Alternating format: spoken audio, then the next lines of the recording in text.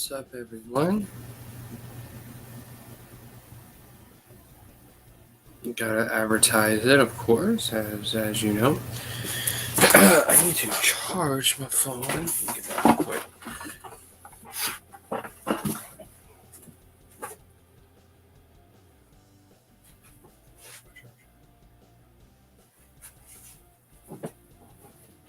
Oh, there it is. I'm dumb. The charger's right here. What's up, Strax? How are you? I'm gonna drop.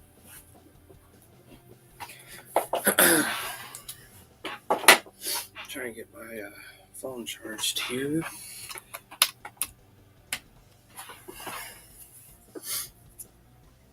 I think I'll be having a guest on. A specific guest. But she has yet to answer if she's interested or not. Hopefully she'll see the notification. What's up, Ethan? How are you? I'm sure a couple others will be joining. A couple regulars. Well, everyone who joins my stream are regulars, but I haven't had a new reviewer in a while. But how have y'all been? What are y'all reading?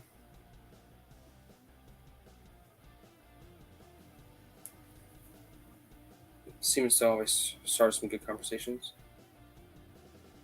Okay, I was hearing the trying to make sure if that rock music that I have playing is still playing. I think it's kind of cool you can put music on, but I don't know. I feel like it's not loud enough. Yeah, that'll be better. No point in having the music if you can't even hear it. Salt on Corellia, that's a good one. I love the Corellian trilogy. I think it's great.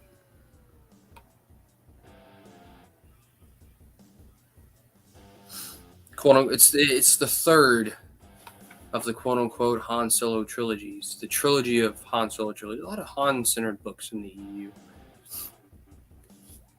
Which I'm fine with. I've read Corellian trilogy. I haven't read any of the other stuff yet, but I have read the Corellian trilogy and it's pretty good. It's probably the weakest of the three, from what I've been told. Or from what it sounds like to me, it's the weakest of the three. Usually the other two are like the Han Solo trilogy by A.C. Crispin and Brian Daley are usually seen as a lot better. Because the Corellian trilogy, it's good, but it's not a Han Solo. It's not exclusively about him. It's about Luke and Leia as well. So, but it's good. It's a good trilogy. I liked it. It's different. But I may have a special guest coming on. I'm waiting for her to respond.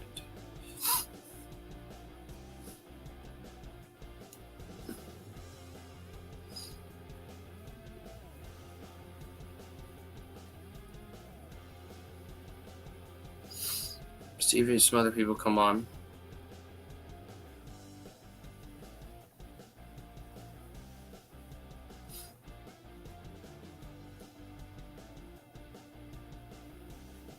She said last night that she'd be cool to do it tonight, to stream tonight, or to stream whenever. So we'll see.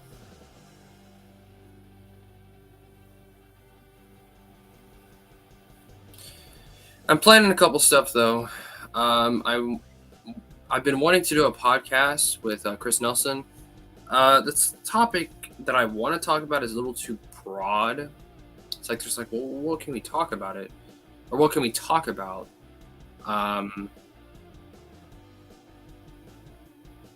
So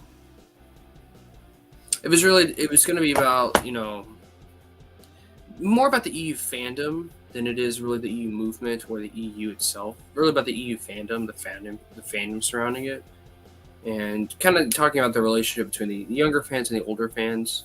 How there's a lot more younger fans. I'm obviously an example of that. And since I'm a younger EU fan, he's an older EU fan. I thought it'd be something cool to talk about. But it's like, okay, yeah, but like, what can we talk about regarding that? So it's weird,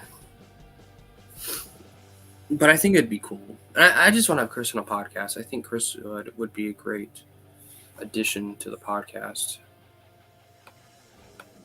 Now, I did the first episode. Wow, I haven't done another episode in forever. I just haven't I wanted to do it with Iron Inquisitor, but I don't remember what. I think we were going to talk about the Coder games. I probably should do that. So that's another idea. But I want to do the podcast again. Get it going.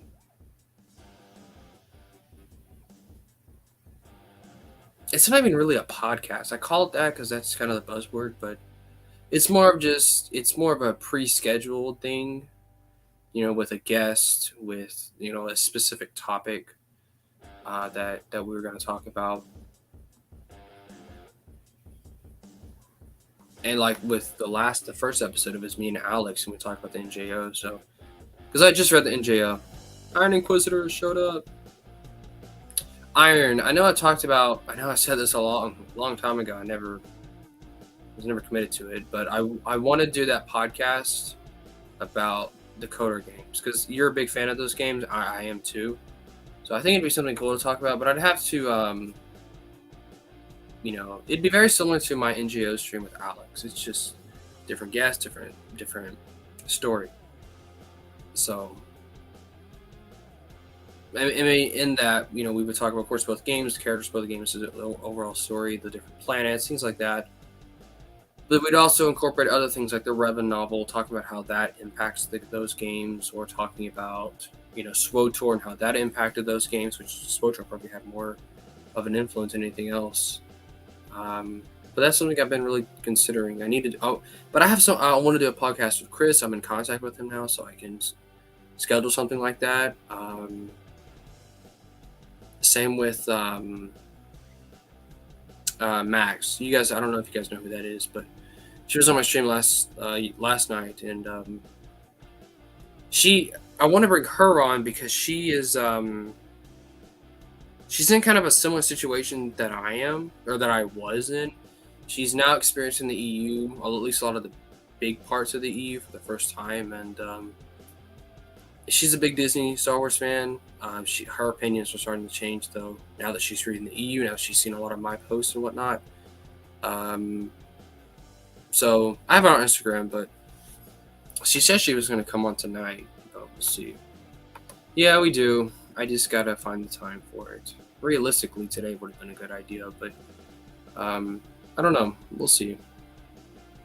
But because, with things like that, I want to write out what my ideas are. And write down like a structure of the podcast. It's a podcast. It's not just me going live, just go live like I'm doing now. I've just noted the cross shore, and yep, this was a birthday present. My religion is pretty sacred to me. So, yeah. So I do express it outwardly, unapologetically.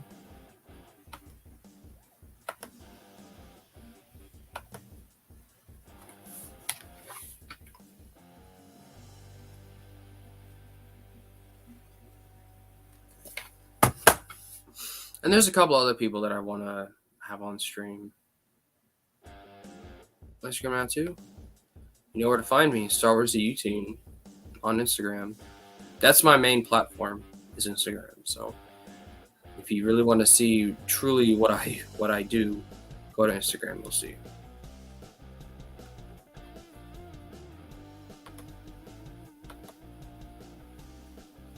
Some bad music here. It's pretty good. It's just a random song that StreamYard has like a background music option now, so it's pretty cool.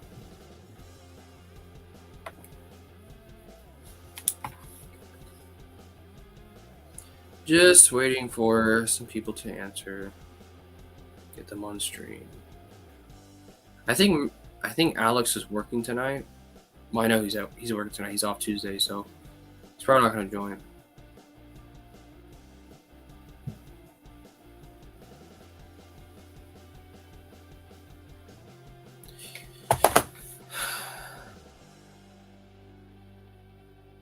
I wonder who else will join.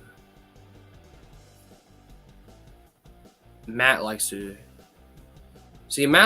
ghost streams. He's told me that there was one time he was watching a stream of mine, but he never said anything, and I thought it was funny. He told me that after the fact. I'm trying to email him too, but apparently he's not receiving my emails. It's weird.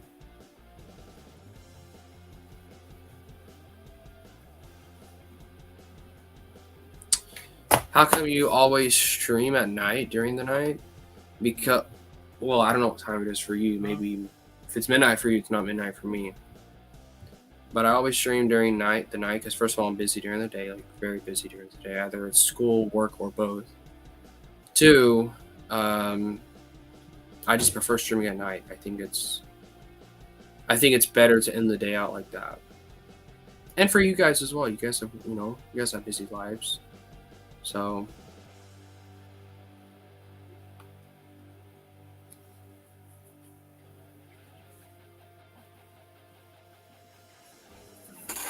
it's always good to, come home and watch a live stream, talk about Star Wars. So it's just go right now tonight. So I don't think I'd get as many viewers if I was streaming there in the day.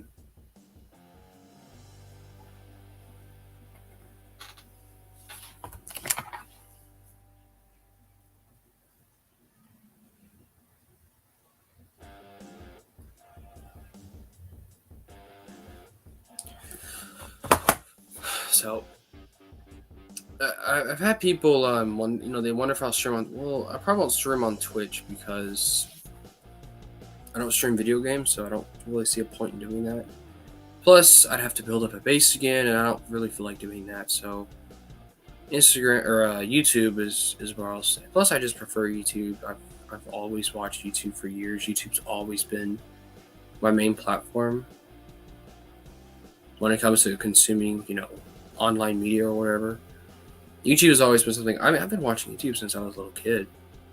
So YouTube is something like I've had this account for years now, probably years. So I'm just now starting to use it for different things. I think I've had this account since 2014. That's how long I've had it. 2014, man. I was in 4th grade when I made this account. Now I'm a senior in high school. So I've definitely had this account for a long time. I don't remember how long I've actually had it. I know it's been since 2014, obviously. I think it's... What's the most people you've had? I think it was like... probably 11 or 12. Something like that. I know this doesn't seem like a lot. It's not. It is for me, though. And I mainly had that many, I think, because I had Matt or a couple of other bigger people on, so that's one of the reasons why. But afterwards, my stream usually gets from 40 to 100 views. People will watch my stream afterwards, which I'm cool with, of course. And my guest says that she's currently getting ready to come on. So we're just waiting for her. I've had my account since January 23rd of 2014. That's a long time. I mean, think about it. 20, it'll be like, it's been 8 years since I've had it. Over 8 years now. It'll be 10 years and, of course, a couple of years. So I've had this account for a long time. You watch any other Star Wars YouTubers besides Matt? Chris Nelson occasionally, of course. That's it. I don't really watch Star Wars YouTube that much. I just don't. I get most of my news from online, or on Instagram or Twitter or whatever. That's where I get most of my views, lore videos, and things of that nature. So I just don't see most Star Wars YouTubers are not what I prefer, what I like. Now, a few years ago, when I was a lot younger, yeah, I watched Star Wars YouTube, like Star Wars Theory, Star Wars Explained.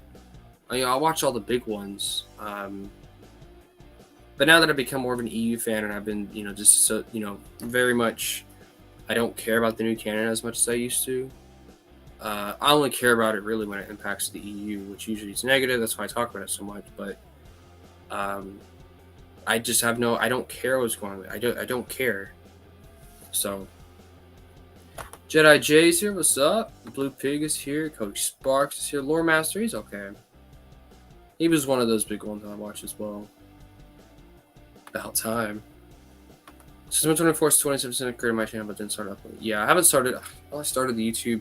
See, I've used this account for different things. Like when I was younger, I uploaded Minecraft videos, of course. Back when I was big into that. But for most of it, I mean, I really haven't.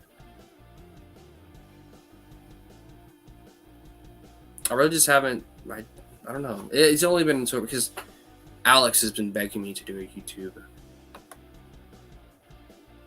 I'll tell you, he said that Cody apparently Blue Pig is in contact with him. He is active on Twitter, though, from what I've seen. Hey. Well, I'm always open for that. But I do have a special guest. Special. Yeah, I guess she's special. We're all special in our own ways, but I had to stop. What'd you have to stop doing? Editing Escape from Dagu? Huh? Just kidding.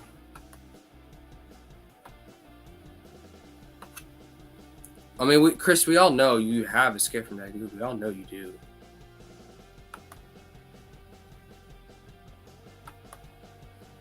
What's your profile picture? It looks like a Minecraft pig. Well, no, it doesn't, but it kind of does.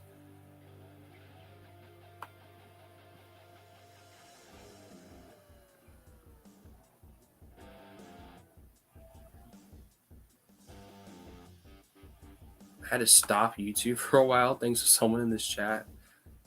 What do you mean? I don't think I understand. Chris. Glad to be back. Glad you're back too, I think. Kathleen Kennedy's here. I hope she's here. If you're here, Kathleen Kennedy, continue the EU, please. Based on my Minecraft. Yeah, that's what I thought, because it does have a pickaxe and torch. Blue Pig, I'll play Minecraft with you. It's been a while since I played, but I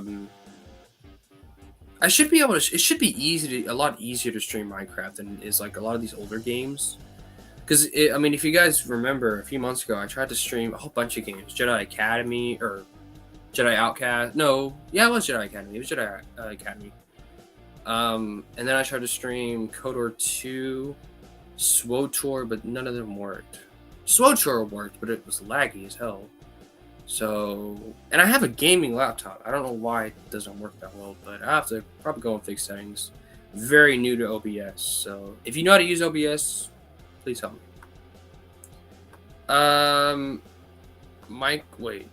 Minecraft is my favorite game ever. My favorite game is KOTOR, but Minecraft, I have a lot of good memories of Minecraft. Just a simple opening stream. This thing is survival. A survival world, multiplayer survival world is my favorite thing to do. I mean, Hypixel's cool, but I'd rather not single player, multiplayer survival. But we can talk about it. Marcel's here, 10 viewers. Wow, that's a lot. For me, at least. If you're new, if you have not seen any of my streams before, let me know in the comments. I'll give you a shout out.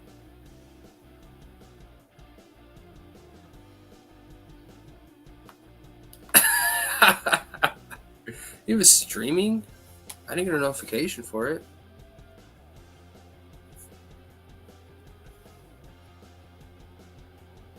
That's weird.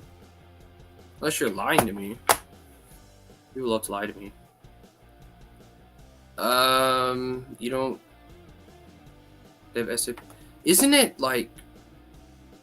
It's experimental? It's not been open yet? Well, I think it has been, but it's for VIP Plus. I don't have VIP Plus. I only have VIP. Does that only mean you need to get a server? I'd rather have the I don't know. You just don't want me to play 1.8. That's what it is. 10 viewers. Actually, it's 11. Someone said 10 viewers are famous. Actually, 11.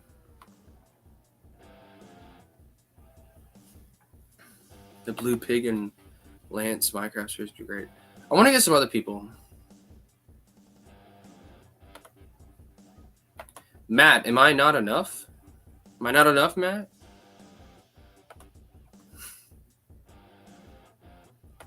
I don't need a rank for it now. See, I don't know. I haven't been keeping up with it. I used to play Minecraft all day, every day when I was younger, but it's really because I had like a server that I was really. It was like it wasn't an anarchy server, but it was close to anarchy. It was basically anarchy, just don't swear in chat and don't hack. It was basically what it boiled down to. But you could steal, you could kill players, things like that. It was a lot of fun. I was actually the leader of a faction. Those some good memories. Do you follow any sports teams? I follow my high school football team because I'm very much involved with the. I filmed the jumbo. I basically control the jumbotron at my football team or at my home stadium here where I live. So I guess that kind of counts, but like professional sports, not really. I mean, I live in Texas, so I naturally will keep up with the Cowboys because my family, they like sports and whatnot. Plus, I live in Texas. Football is the biggest thing down here. So, favorite bands: Queen and AC/DC. Those are my favorite. You listen to Metallica? I don't. I've been told I need to because I'm a big 80s fan, but not really. I haven't really listened to them that much, which I know it's like heresy. But Max wants the link. Yeah, I guess a lot of other people would like to come on. So, what about Nirvana? Not Nirvana. That's something else. Nirvana? Not really. I like more rock, more rock center, which is weird because Queen doesn't do. Some of my favorite Queen songs aren't even rock. Like for example, "The Show Must Go On." Well, that's kind of rock. Or "Those Were the Days of Our Lives." One of the last. It's not the last. It's not the last Mercury song. It's not the last song he recorded, but it's one of the last. Hey, we have who's this guy? I never met this guy before. I love GNR. Thank you for asking, Blue Pig. How do I fix this? Oh, there we go. There you go. It always defaults to that first one, then you gotta click on the second one. Yeah. How are you, Matt? I'm good. I didn't know you lived right next to me. I live close, yeah. I didn't know that. Yeah. We have the same time zone. We share the same time zone. We do. It's Central Oh my goodness. So that's true. That's true. I mean, I have kind of a southern accent, so kind not of. as thick as yours, but oh, okay. People have told me I have an accent, so. Oh, okay. So what'd you do today? Work. Oh, that's nice. What do you do? I just host at Applebee's. Nothing too big, but it's. I mean, it's actually kind of. What's some money there? What's the best thing to get at Applebee's? Oh Lord. They still have the Monte Cristo burger there? I've never heard of that. Okay, wait, no. What burger is it? Quesadilla Burger. They do. Yep. Okay, that's what it is. A Quesadilla Burger. Yeah. Monte Cristo was Bennigan's. Never mind. I forgot. I'd probably say the mozzarella sticks. I know that's just an appetizer, but it's kind of iconic. You know, we have an Applebee's where we live. We just never go because I never think about it. You know why? Bad location by the mall, but by stores that have closed. So there's really nothing on that side of the mall.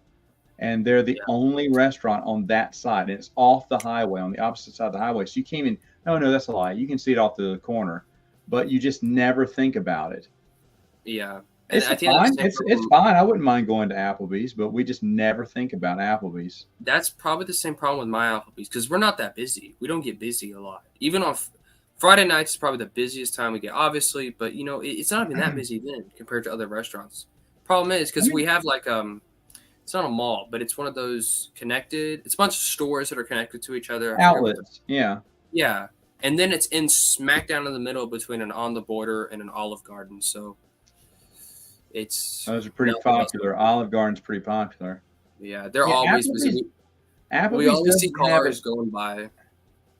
Yeah, Applebee's hasn't found their niche. You know, Olive Garden, you ask anyone what's the best thing at Olive Garden, the first thing they say, breadsticks and Yeah. salad. That's it. They don't say Yeah. the spaghetti, the pasta, the lasagna. They don't, just chicken parmesan. They don't say anything. Yeah. You ask what's good at Red Lobster, Cheddar Bay biscuits. You know, it's not anything to do with the seafood. So it's just that little it. What's that it factor? And I don't know what Applebee's has. But yeah, I mean, it's not bad. Like I said, I'd pretty- rather go to Applebee's than Red Lobster, Olive Garden, Chili's. I hate Chili's. I'd rather go to Applebee's more than, and that's weird because but I don't think about it because I think they just picked a bad location, Yeah. and you just never think about them. We have 2 more guests. One of them, I don't know who they are. I know who this person is. This is Max. What's up, Max? Hi. And then Brandon. I don't know who this is, but what's up, Brandon? He left. So what's up, Max? How have you been? Good. I just finished Dark Journey, so that's good. I'm a little nervous right now. But I'm Not good. that many people watching. Matt Wilkins is here, so Hi. a legend.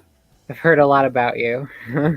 Oh, okay. Practically worship you. What's on those shelves? That looks amazing. Oh, that's just part of it.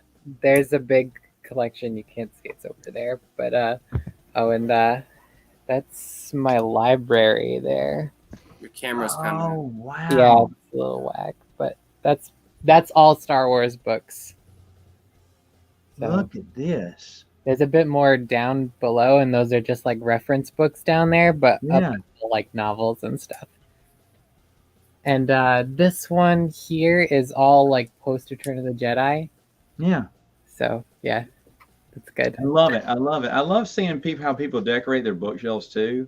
That's so much fun. Yeah, Max is way better. Mine is just a bunch of toys. Hers is a lot better. I have a really like large Star Wars collection just off camera, so and behind it and over here. So You have to have one of the coolest rooms ever. I wish I could say my room was half as cool as that. When I was young, it was not. My apartment in college, I remember had like wall-to-wall Star Wars posters.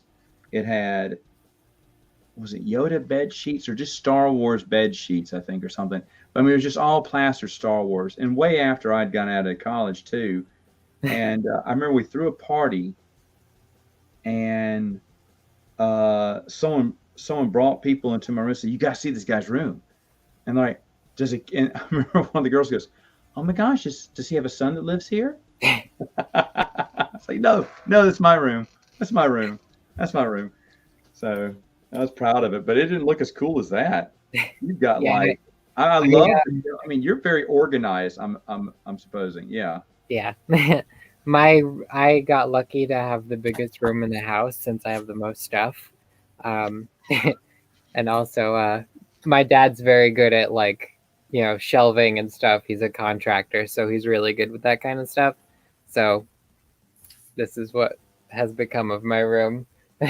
That is awesome. That is awesome. Tenoka. What is a waifu? What is that? It's like I don't know. Explain to the old man what it is.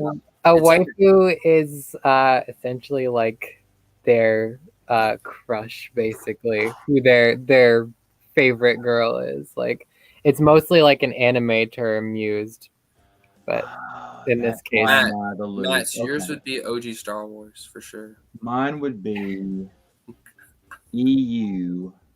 Hold on. I guess Callista? Would it just be Callista again, just because I loved her so much for Luke? I think if Luke Jag didn't Fell's want- pretty handsome, not gonna lie. Who? Jag Fell. Jack Fell. Yo, yeah, a lot of people love Jack Fell. That's what Christy Golden told me. Oh, he's very She was polite. irritated that people kept asking her if Jag and Jaina were going to get married in her book. She went, why do they have to get married? I went, because everyone wants them together. And it's like the dumbest thing. Like Stackpole said, he said, if you can fit a story, a love story in your novel, do it. Do it. People love it. And it's true. It's true. If you can fit one in there, you do it because people love to hear that. We want to hear who hooks up with who. We want to hear who Wedge ends up with. Unfortunately, it wasn't Quizux, who I loved. Yeah, that's very controversial. But the thing agree, is, Matt. 100%. Okay, well that's because you're a Kevin J. Anderson fan too. That's true. I mean, I will be honest though. I mean, when I was reading Jedi Academy trilogy, I fell in love with their relationship. I thought it was the most unique, and they just fit so well together. Then I found out, like from an Instagram post, someone said, "Wedge got with Ayala," and I'm like, really? Who is rarely, their romance isn't talked about. It's really alluded. It's just alluded to here and there. It's so distant. But with Qui or whatever, there was a perfect relationship. He was the action man. She was the brains. Super smart. And opposites attract. His excitement is being in the cockpit during a dogfight. Her excitement is being in a lab. And I mean, it felt to me, she's an introvert based on, being locked in the mall for so long. He's an extrovert. Wedge doesn't meet a stranger. So I just thought, man, what a great fix, because they don't always have to be alike. They don't have to be the same, which is why when Mara Jade and Luke, the fans really want it, and they weren't giving it to the fans. I went, you know what? It doesn't have to be. Because at first I thought that too. I said, oh, Mara Jade and Luke. But when they weren't going that direction, I went, you know what? I think I like this better. Because why does Luke have to, fall in love with Mara Jade? I'm not against Luke, Mara Jade, but do I still support Lando? Yes, absolutely. I thought Lando was the perfect person because first off, I love Lando. Now, you know that, Cody. I love Lando. So I loved it. I love the idea. I knew it would piss off a bunch of fans too, which is also why I loved it. But I loved it because I thought, you know what? She doesn't want to be a Jedi. She had said that a lot back in the day, She wasn't ready to study with Luke. She wasn't ready to go full Jedi and everything. So, okay, she can just be a Force user, smuggler type. And who best to, bring out the smuggler type best side in her than Lando? And the two of them could pull off any job and be unstoppable together. But don't get me wrong, Lady Tendril was a great match for him, and I'm so happy. I'm just upset that once they got them together, they just Lando just gets ignored. Chance, we find out about Chance Calrissian. I'm like, okay, I mean, he's young, but we don't get to hear much of Lando. That's the only thing besides the New Jedi Order, which Lando is a bit player in it, not a main player. Lando's not really utilized very well in the Del Rey era, where he was in the Bantam era. And I wish they would have used him more. Well, Matt, he's not a Rebel Alliance guy. He's his own solo guy. Yes, but you could always fit him in. Man, whether you love or hate Black Fleet Crisis, you have to admit that the Lando storyline in it was the best.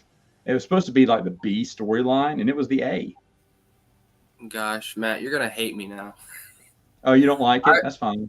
I mean, it's not that I didn't like it. I just thought it was so boring. Like, I don't know. It's not that I hate Lando. I love Lando. Maybe not like you. Have you read the Lando Calrissian trilogy by L. Smith? I haven't. That's probably why. Okay. Because I read that well before Del Rey took the character, and probably in between, I don't know exactly when, but during the Bantam era is when because I was tired of waiting for the next Bantam book, and I saw this at, Walden Books for like $5, the 3-in-1 paperback. I was like, you know what? Just to kill time, I'll read it. And I bought that, the Brian Daley Han Solo trilogy, and Splinter in the Mind's Eye. And I thought, well, I love Luke, so I'll save Splinter for last. I love Han Solo, so he'll be second to last. And then I don't care about Lando. I'll read him first. The Lando Calrissian trilogy, after the reread still, it's excellent. It's just excellent. They do a fantastic job. They make you... Elmina Smith did such a great job writing Lando. I was like, wow, I'm a Lando fan. Dad said it. And when I read Brian Day's Han Solo trilogy, I love it. Lando Calrissian just barely beats it though, but it's a great trilogy. I like the Brian Daley trilogy better than the AC Crispin trilogy, even though I love AC Crispin's trilogy. So I don't fault anyone for saying that's the better trilogy. And then Split in the Mind's Eye was, and I was like, wow, that was the weakest of the three. And I still agree with that today. Yeah. But that's also what the made me weirdest of the three.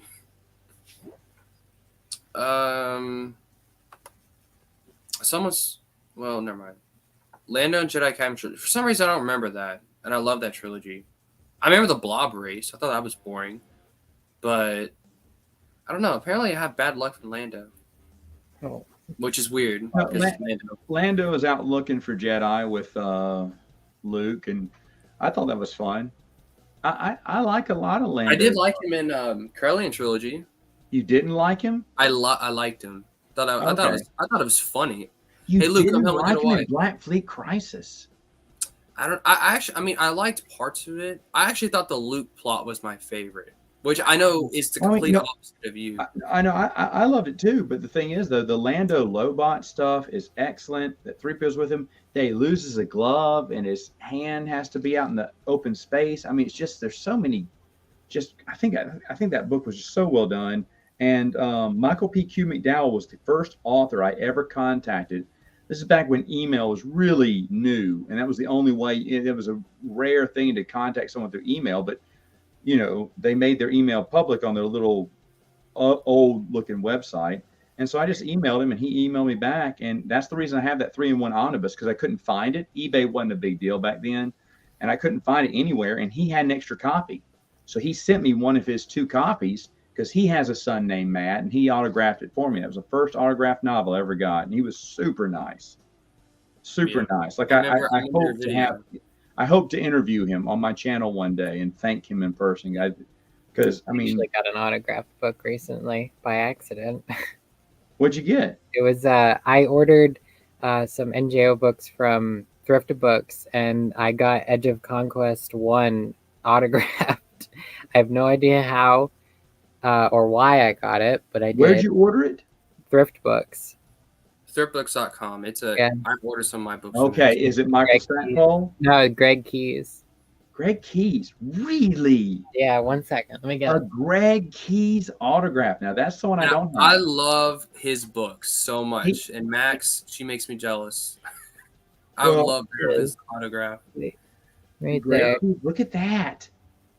And it's got a sticker on it too. Autographed copy. I don't know if you can see it, but it says it. There's a sticker. I wonder, that's wild. Yeah, I don't know how I did it, but I did. Greg Keyes is an unknown author. I say unknown to Star Wars fans, who's really good. Better than people getting credit. I love those books. Yeah. Edge of Conquest was so good. Yeah, that's Edge of Victory, sorry.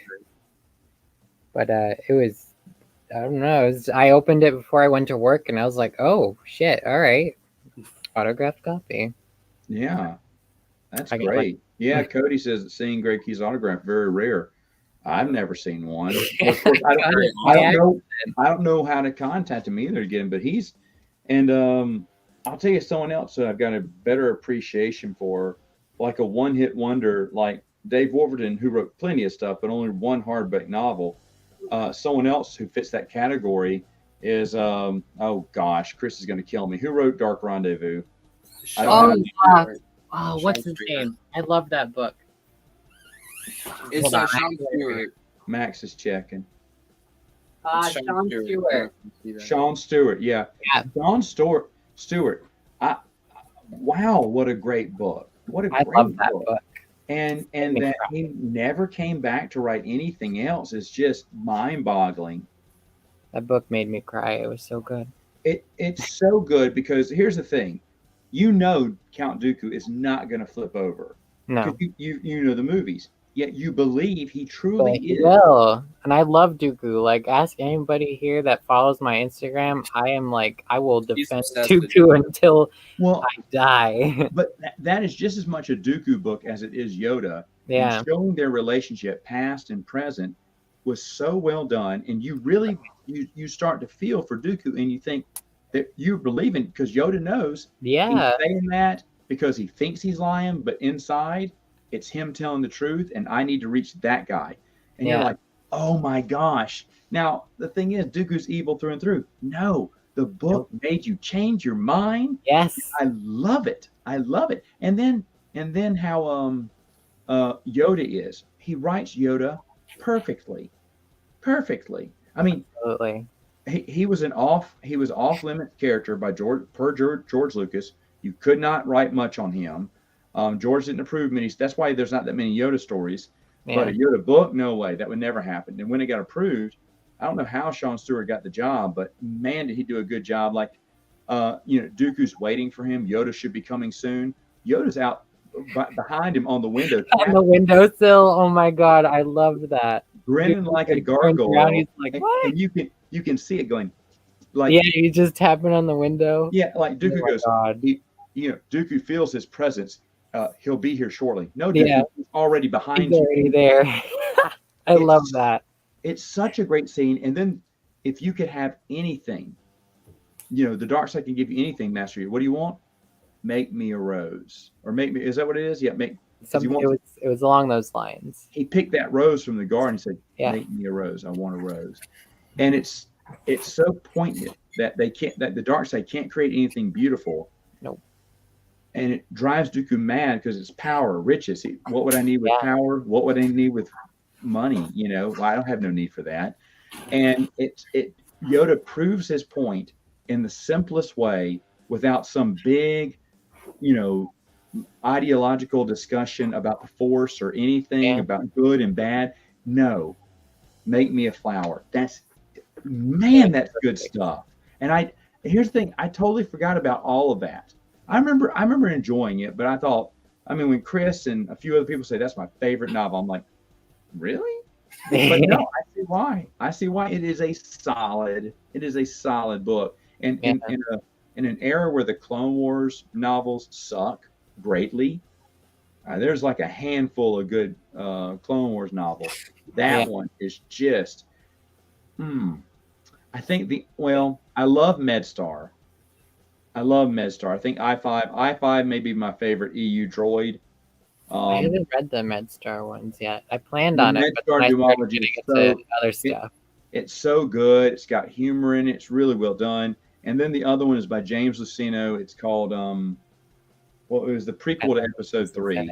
Oh, Labyrinth of Evil. I did read that. I love that book. Unbelievable. It feels like a movie. Absolutely. That's what I said when I was reading it. I was like, this feels like I'm reading a movie. This is amazing. How the heck did you get into Star Wars books? Oh God. Okay. Well, it started with reference books when I was little. That's how it always starts. It's like, that was like my first introduction into like lore and stuff. And when I was younger, I didn't really have like, I did have a good attention span, but I just didn't have the patience to like be reading like novels until I was like maybe like 13, 14. And then like I was already in high school. And then I picked up Darth Plagueis, and that was the jumping off point.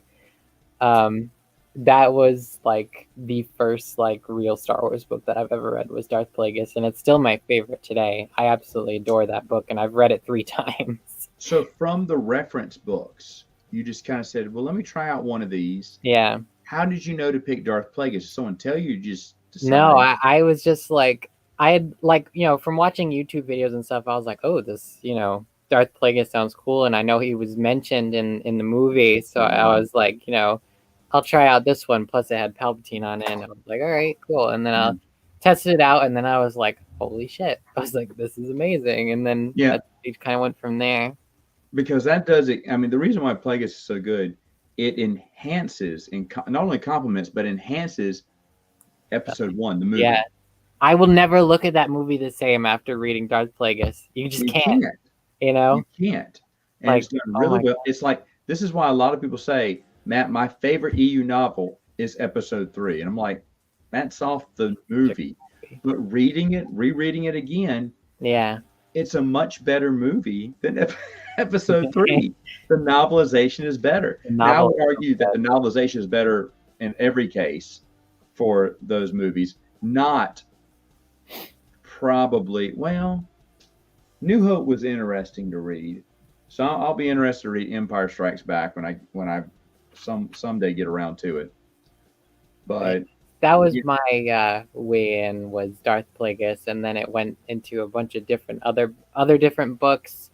I know I'm pretty sure after Plagueis I read the Bane trilogy. That's what it was. The Bane trilogy came after Plagueis, because then, like, once I read Plagueis, I was like, ooh, Sith lore, and then that's where I went. Naturally, your next was second Darth Bane, choice. and I was like, this. I was like, I am in the dark side. Like, this is amazing. And then I read a bunch of like more. Well, I read two canon novels. Was Tarkin and Lords of the Sith. I read those. Those were really good. I liked Tarkin because James Luceno wrote it. I thought that was really fun. You know, Lords of the Sith was pretty good. There was some scenes in there I didn't particularly enjoy. I mainly enjoyed the parts where it just focused on Vader and Palpatine. All the other stuff I didn't really care for. okay. But I then from there on I was like, yeah, I'll go into other Star Wars books, and then it just kind of has went all in from there, and now I'm halfway through NJO at the moment. Alex, who's in the chat, he read Darth Plagueis only because he saw Palpatine on it and he got really excited, but it didn't have the scenes that he was hoping for. Because Alex is a big Sheev fan. But She was pretty cool. So Alex, wrong book, man. yeah, I did Dark hijack Empire the has stream. what you're So looking Lance, for. we'll go back to Lance here. I'm sorry, I'm just I don't know if anyone's been going to the website. I do right now. It's been the past month. We're going back to weekly Matt chats, but for the month of August, I just did a ton of Matt chat videos, which is just exclusive videos I keep on the site. And one of the things I did, and a few of y'all who go to the website, you know this one. It's called.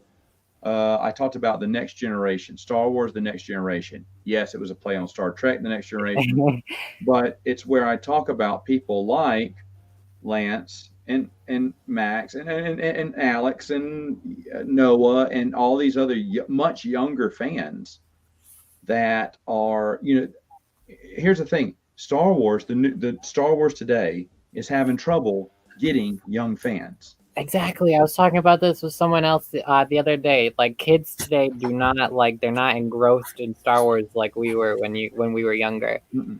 Like, I saw Revenge of the Sith in theaters when it came out, and like that's like the greatest movie going experience I've ever had. And like when I was a kid, literally Star Wars was my life, and it still is. Um, like, but kids today aren't like Well, that anymore.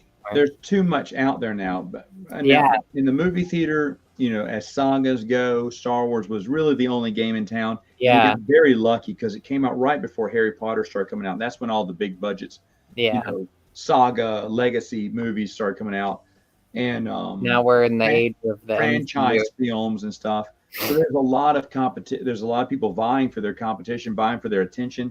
But the thing is, though, on a lower scale, because the EU is now defunct in a way. They're not making new stuff, but yet it's still getting a younger generation of fans. And I thought that this is perfect. In the video, I just said this is just a perfect example of where the future lies. Yeah. With you keep seeing newer people and more people making videos, more people talking about this and that, more people discovering this for the first time. There was someone, and I've mentioned this before, there was someone that I used to watch way, way, way back in the day when Disney just bought out Star Wars. She was a huge fan, and I can't, if someone remembers her name, I don't think any of y'all do, but it was years ago, before, like I said, 2013. And she was a big Young Jane Knights fan because that's what got her into the series. And she was so excited that Disney was making more movies because that means, blah, blah, blah, they're going to pick up where the books left off. And I was like, I didn't want to rain on her parade and say, hey, look, I really hope that too, but most likely they're going to just hit reset on everything. And I said, I'm not trying to be negative, and I love your energy and I love your videos. Keep making videos. I didn't want her to sound like I was a troll. Just it's going to happen. I wasn't going to be like that. And then when she got the news that Peter Mayhew was in, she went, huh? So I guess he's in flashbacks. I was like, oh, come on. And then when it got announced that they were getting rid of the EU, she stopped doing videos and then deleted her channel.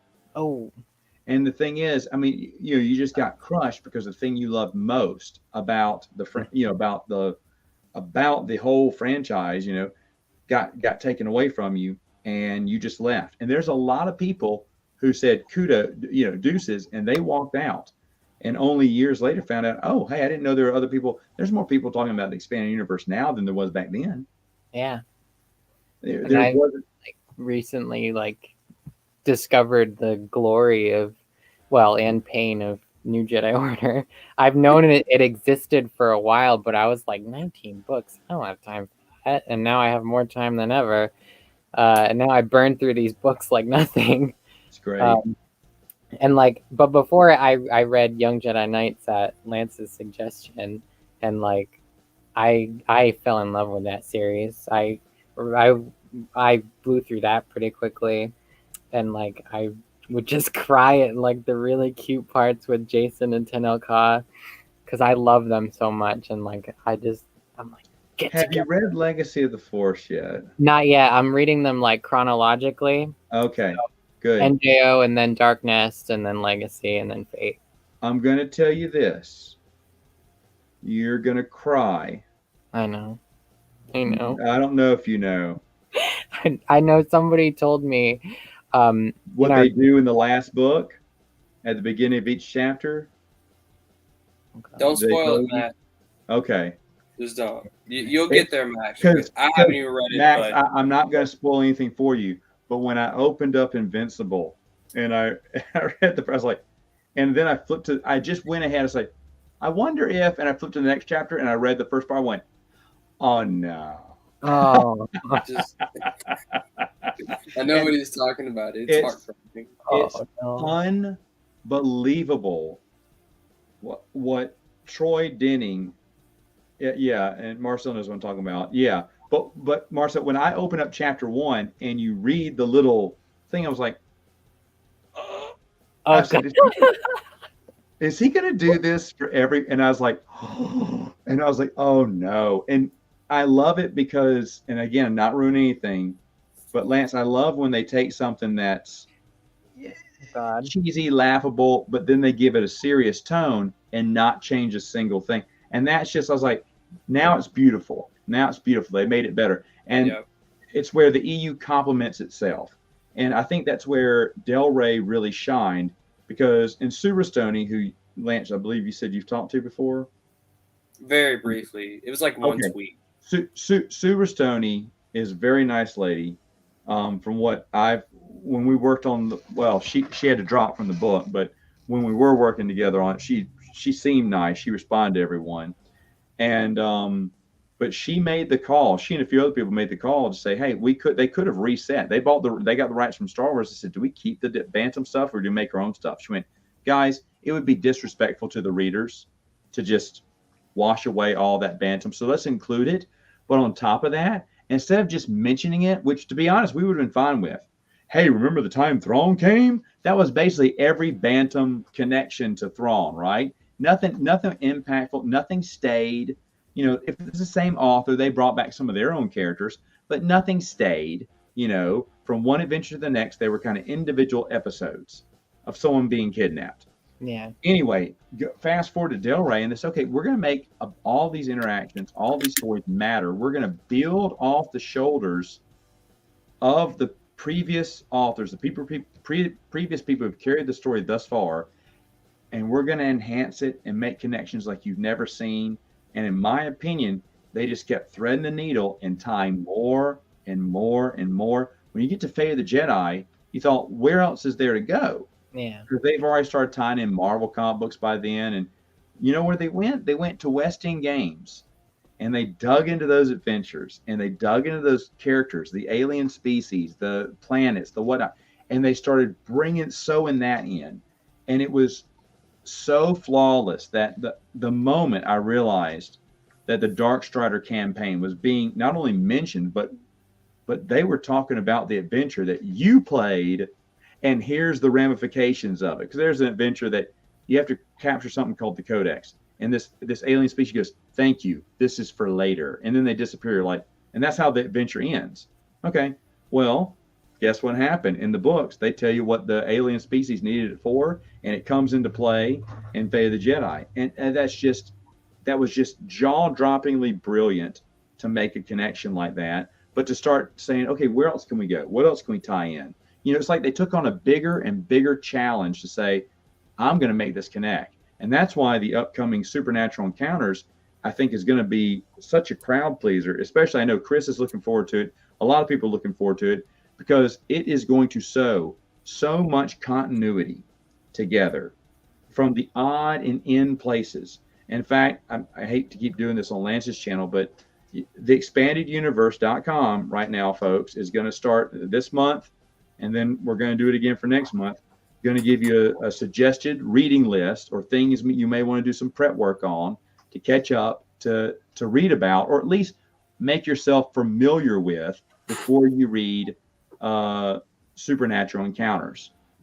Because he's going to start connecting a ton of stuff. I know some of the connections already, and he connected, for instance, the Ewoks cartoons and comic books, which are from the cartoon. Watch those. I love the cartoon. Oh, you did? Okay, good. It was in the 80s. It was for kids. It was definitely I loved it as a kid too. But it has some cheesy, weird moments. You're thinking, oh, but Joe in one sentence perfectly, or one paragraph perfectly explains all of the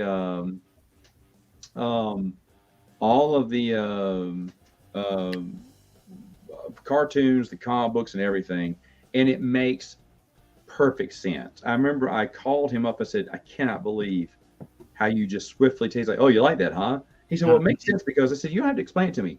I know exactly what you're talking, where you're coming from, and that's brilliant.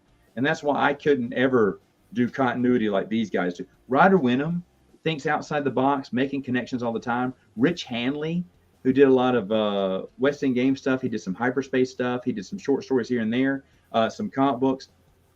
The guys that just look at continuity. They look and they try to fit connections in, and not trying to force anything. They say, oh, this sounds like this, so this could weave its way that way. And it's just amazing. And Scott, if you ever wrote an article for Star Wars, for the Expanded Universe, I would definitely print it. There, I'm gonna throw shade at you there, buddy. Who's gonna tell the new canon people to start doing that with their continuity? Well, Chris, I believe on this channel with Lance said it was set up to fail, and I couldn't say it better than that. It was set to fail. It was made to fail, built to fail, and that's the only thing you say about it. But it was all a lie. We know that now. We had to get rid of Legends. But don't worry, guys. Everything's going to be on the same plane or whatnot. Well, yeah, but not continuity-wise. All going to be canon. It's all going to contradict itself. And they don't know why Star Wars fans are upset, because it didn't.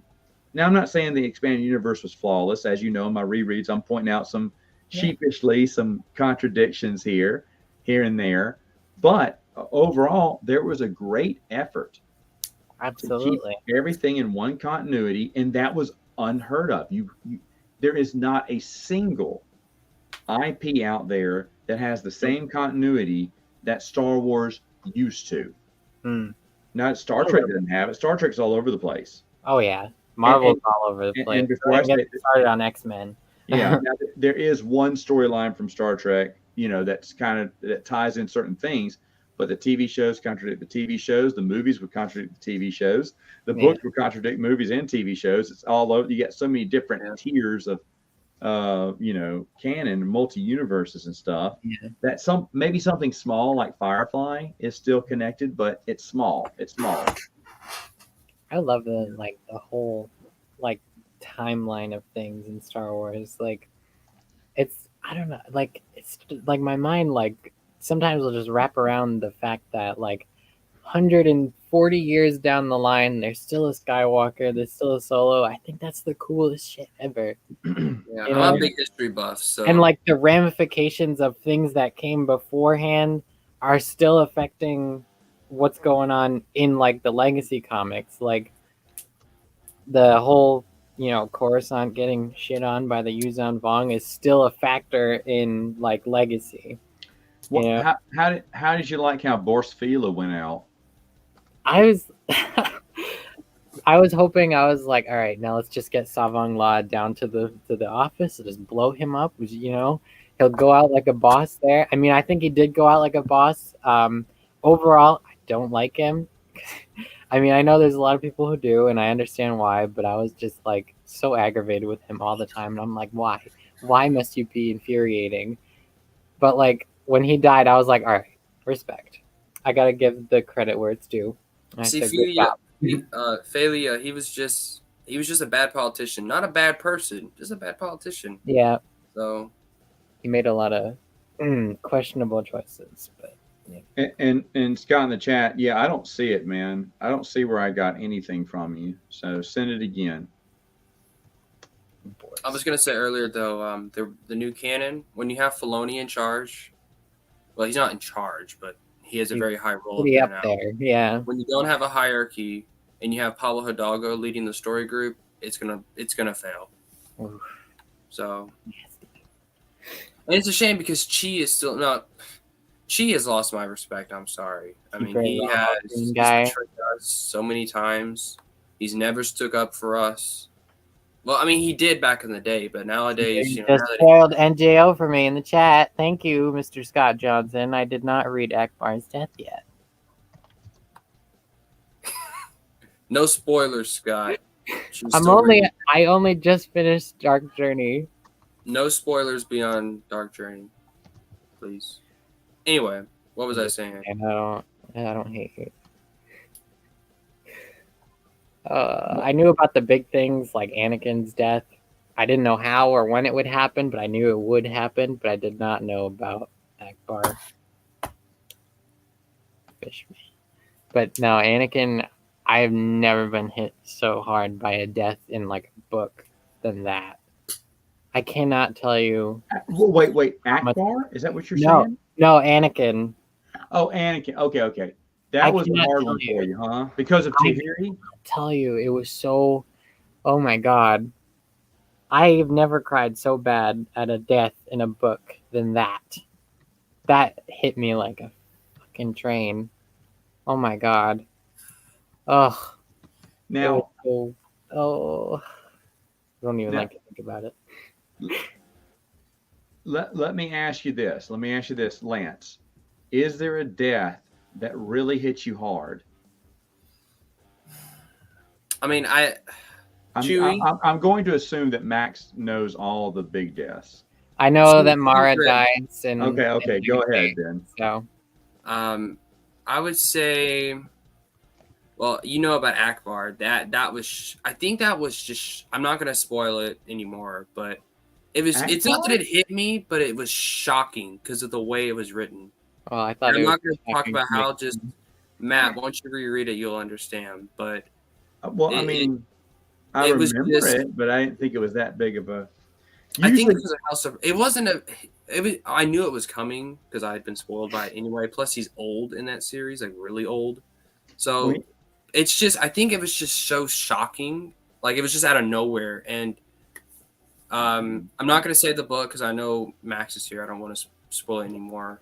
No, Max has already read it. Not yet.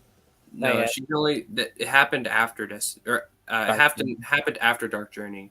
I really enjoyed that book.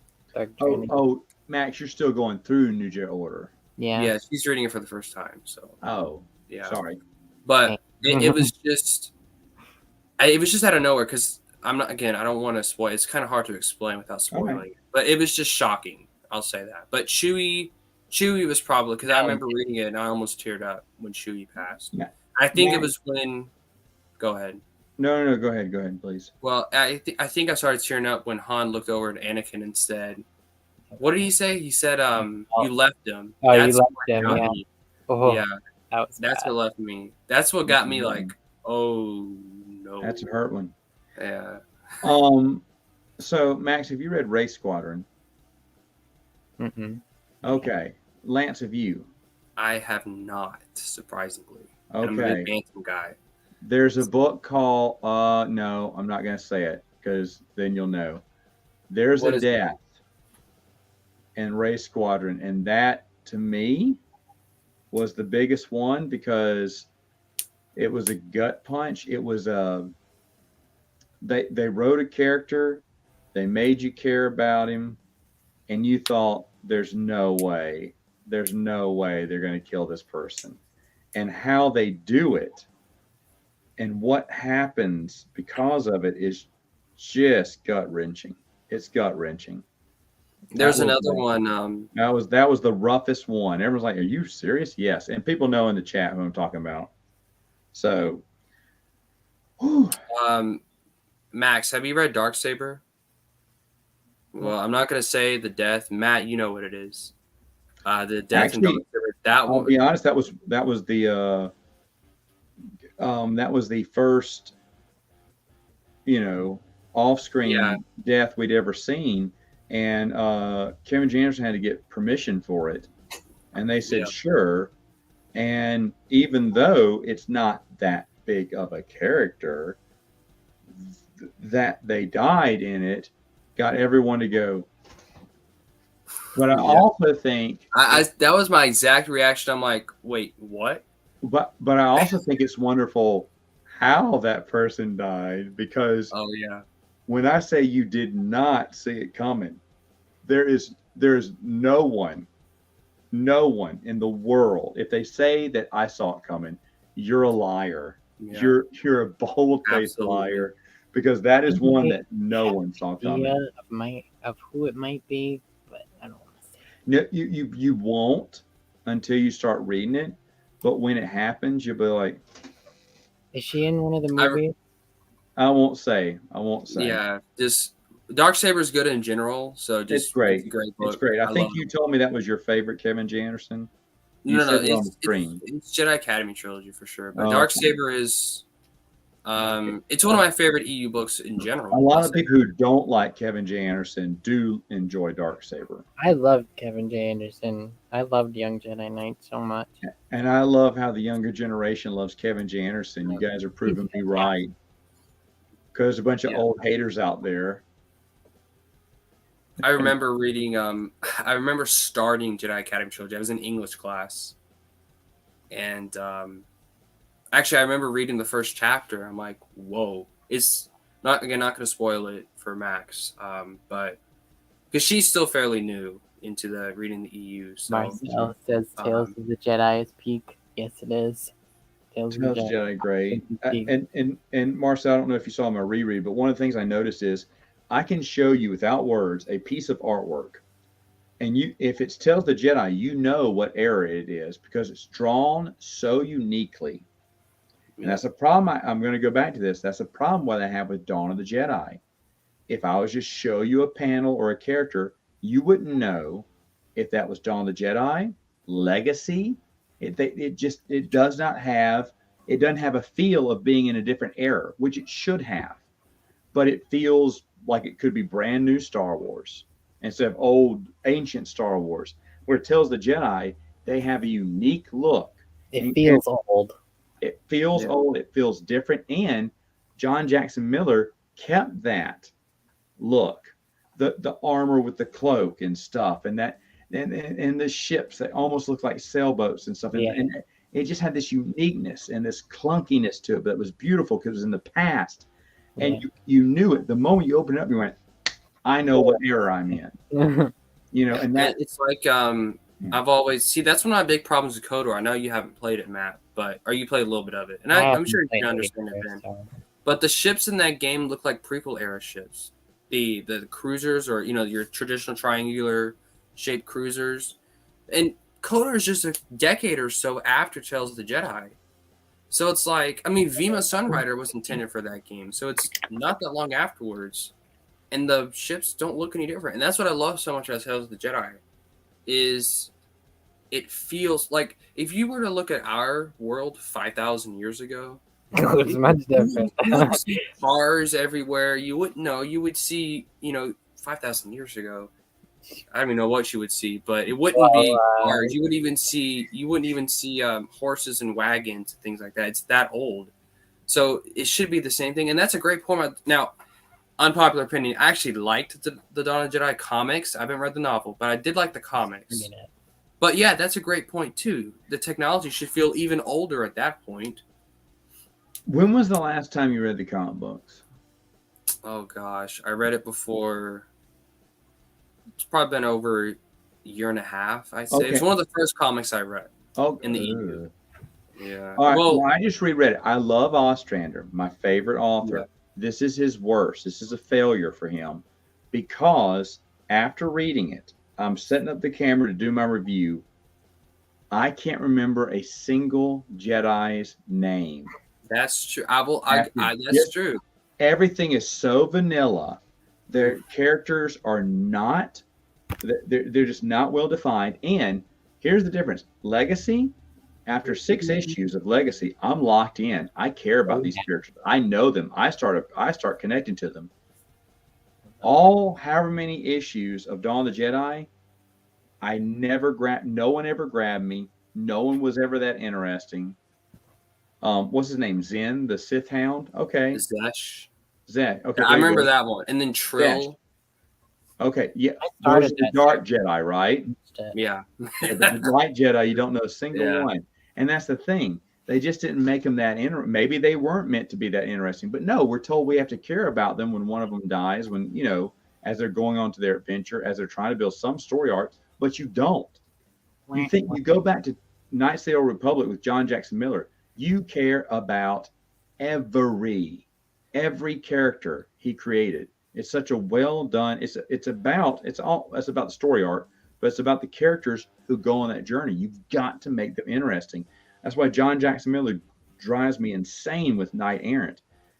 I could not care less about Kara Holt. I started that series and I put it down. I was like, I can't. I was like, this is not interesting. But Max, the idea behind what she's doing, that's great. Yeah. I don't find it particularly interesting either. Two brother warring factions, the people stuck in between. She's behind enemy lines trying to get them out.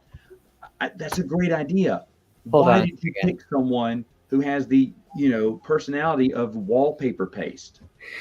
Titus in the chat says, "Will I be skinned if I say Legacy is mid?"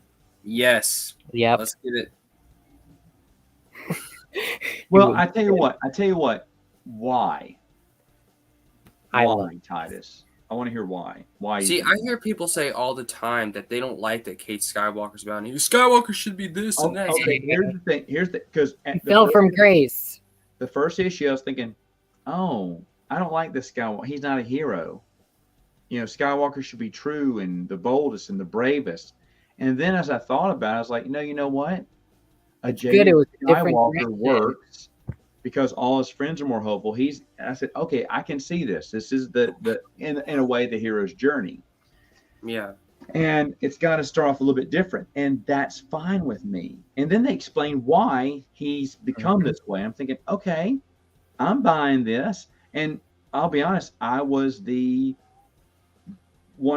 talk about this in interviews where they say people either love the idea of Legacy or fans online, the comic book hated it. And I was one of the fans saying this is a terrible idea. This looks awful.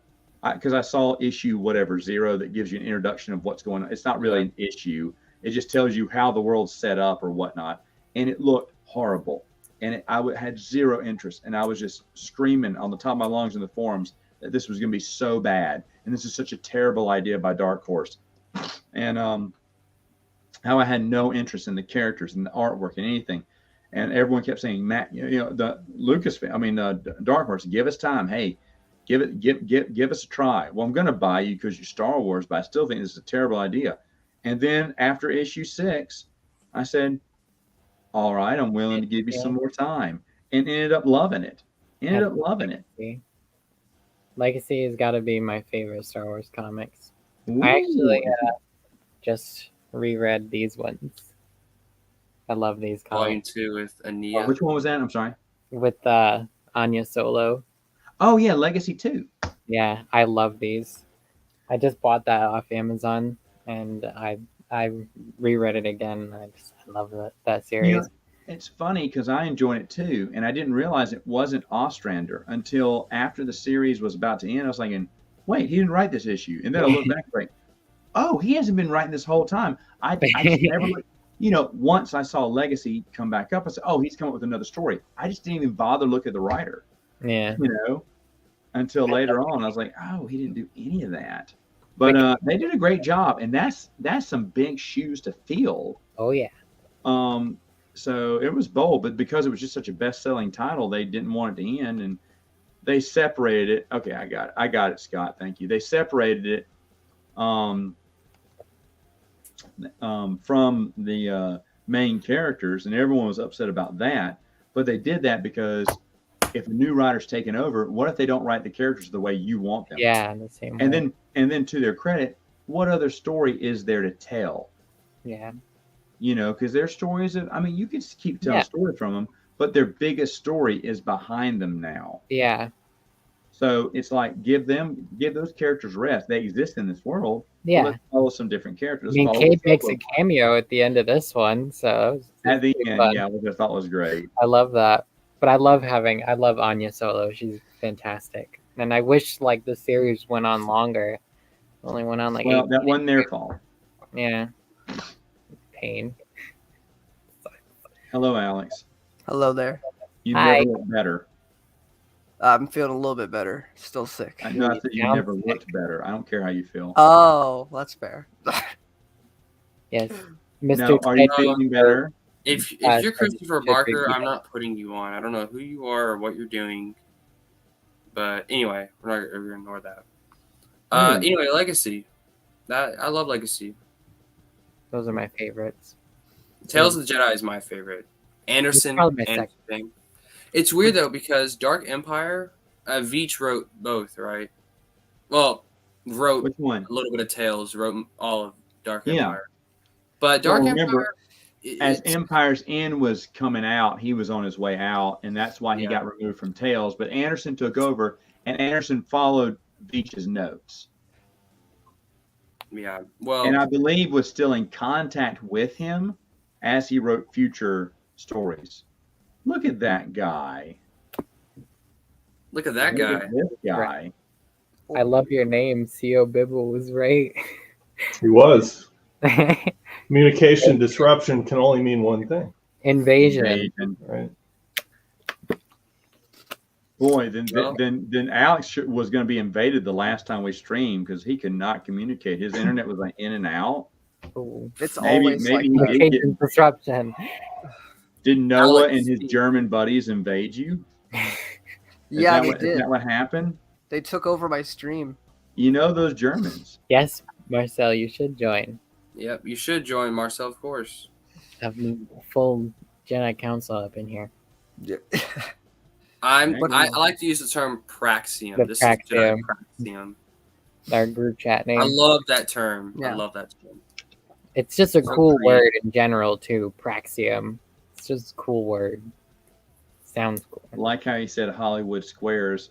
Marcel, I don't know if anyone would get that joke but me and maybe Scott.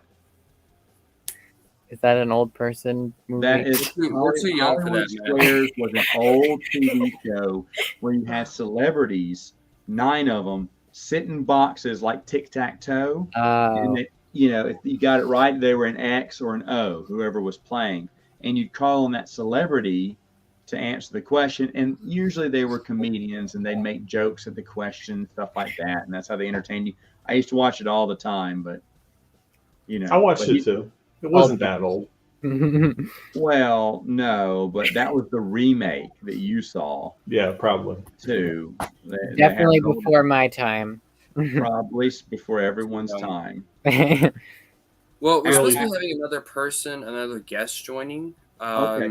I've had him on before. Okay. I had him on last night. His name is Jay. I'm not sure when he's going to join though. He's really cool. He's another young guy. He likes the EU. Okay. So. By the way, Alex, if you want to come over Monday, we're playing TI4. Let me just get my. Well, actually, I'm still in quarantine, so I can't do that. But maybe I'll buy my plane ticket today. Fine. There you go. All right, I'll buy my plane ticket. COVID doesn't exist here. Oh.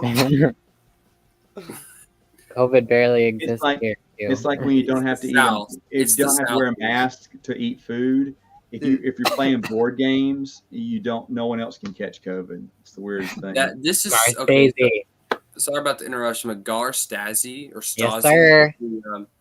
the issue with him and his Celestin captain. Oh my goodness, that was one of the greatest Star Wars comics I've ever read. It's awesome. Awesome. Yeah. Where's Jay? I sent the link. I'm not sure when he's joining though. Oh. You said join the link or send me the link, and then I did, and I'm waiting though. So Matt, I occasionally watch some of your board game reviews. I've been waiting for the day where you review Lightsider, not the novella, but the actual game. Did they come out with it? I'm waiting for you to develop it. Or put the Kickstarter through. You just reminded me. Someone sent me an email. I was thinking, man, I never get board game email, and I got one today. And someone told me they know that I was looking for a game. He'll give it to me, but shipping is a little expensive because he's in another country. And I was like, I'm not pursuing. It's a vintage game. I'm not pursuing as many vintage games, but I may go ahead and get it. Yeah. Yeah. I'm reading. Might as well. Matt, I have a question. Yes. Are there a lot of younger people like myself that are into board games that you've met? Are you into board games? I'm not. Oh. Which is weird. Yes, and I'll tell you why. Because on Monday, everyone is a high schooler, except for me, who's coming over. So that's why Alex would fit in. Great. What up? Hello. What up? Laos. And How you Jay's doing? coming over too. What up? There you go. Is that the real Matt Wilkins? Where is it? Don't scare me like that. I thought he was here. If he hears me, I'm in trouble. Sitting in his chair and everything. No, yeah. And in fact, I'm trying to get these guys. They're friends of my nephews, of course, friends of mine too. But Hey, mainly it's Hi. from my nephew's school. Hey, Alex. Sorry. Hello. That's popularized. I don't know if you can see it in the screen, but that game up there, which is just this epic space battle or epic 4X game, it takes about 6 hours to play, and it's going to be epic. We start at 9. We're trying to get done by 4 because someone has theater practice at 4. But it's going to be fun. It's going to be played up here too. We're going to bring out 2 tables, put it in there. So much fun. But my gaming group as a whole is about a decade younger than me, which still puts them older than you. But no, there's younger people. That's why I need Alex to hurry up and get over here to Louisiana. So Yeah, let me just get that ticket. to be fair, Lance, I bet I could get you interested in playing some of these games. I bet too. Like, I mean, I don't mind board games. I've played like a lot of the popular ones, like Monopoly and stuff like that, of course, and they're fun. I've just never been interested. It's a hobby that's growing. With everyone, especially during the pandemic, it was really good. And plus, the thing that people love about board games is you get to sit around the table with other people. Mm-hmm. You know, it's more personal. You know, you get to see everyone, hang out. There's going to be chips. There's going to be drinks. There's going to be pizza. There's going to be. This is always good. Maybe like M&Ms or something if I go shopping between now and Monday morning. So I got to do that tomorrow since I forgot today. But you know, it's fun.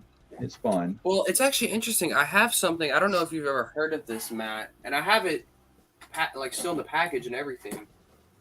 I had a friend of mine. He had like a thrift type store. Mm-hmm. I haven't talked to him in a while, but he actually had this. It's a card game. It's an episode 1 card game. Is it Qui-Gon and Darth Maul? Yeah. Yeah. Okay. I have it still in the wrapping and everything. I've never opened it. Okay, it's a 2-player game, which is why I passed it up. I saw it for $5 at a flea market once, but I almost got it, and I didn't because Obi-Wan is not included in there. What? If I could have had those 3 die-cast, because those are die-cast pieces, right? You know the. Oh, Scott, what happened? What happened to Scott?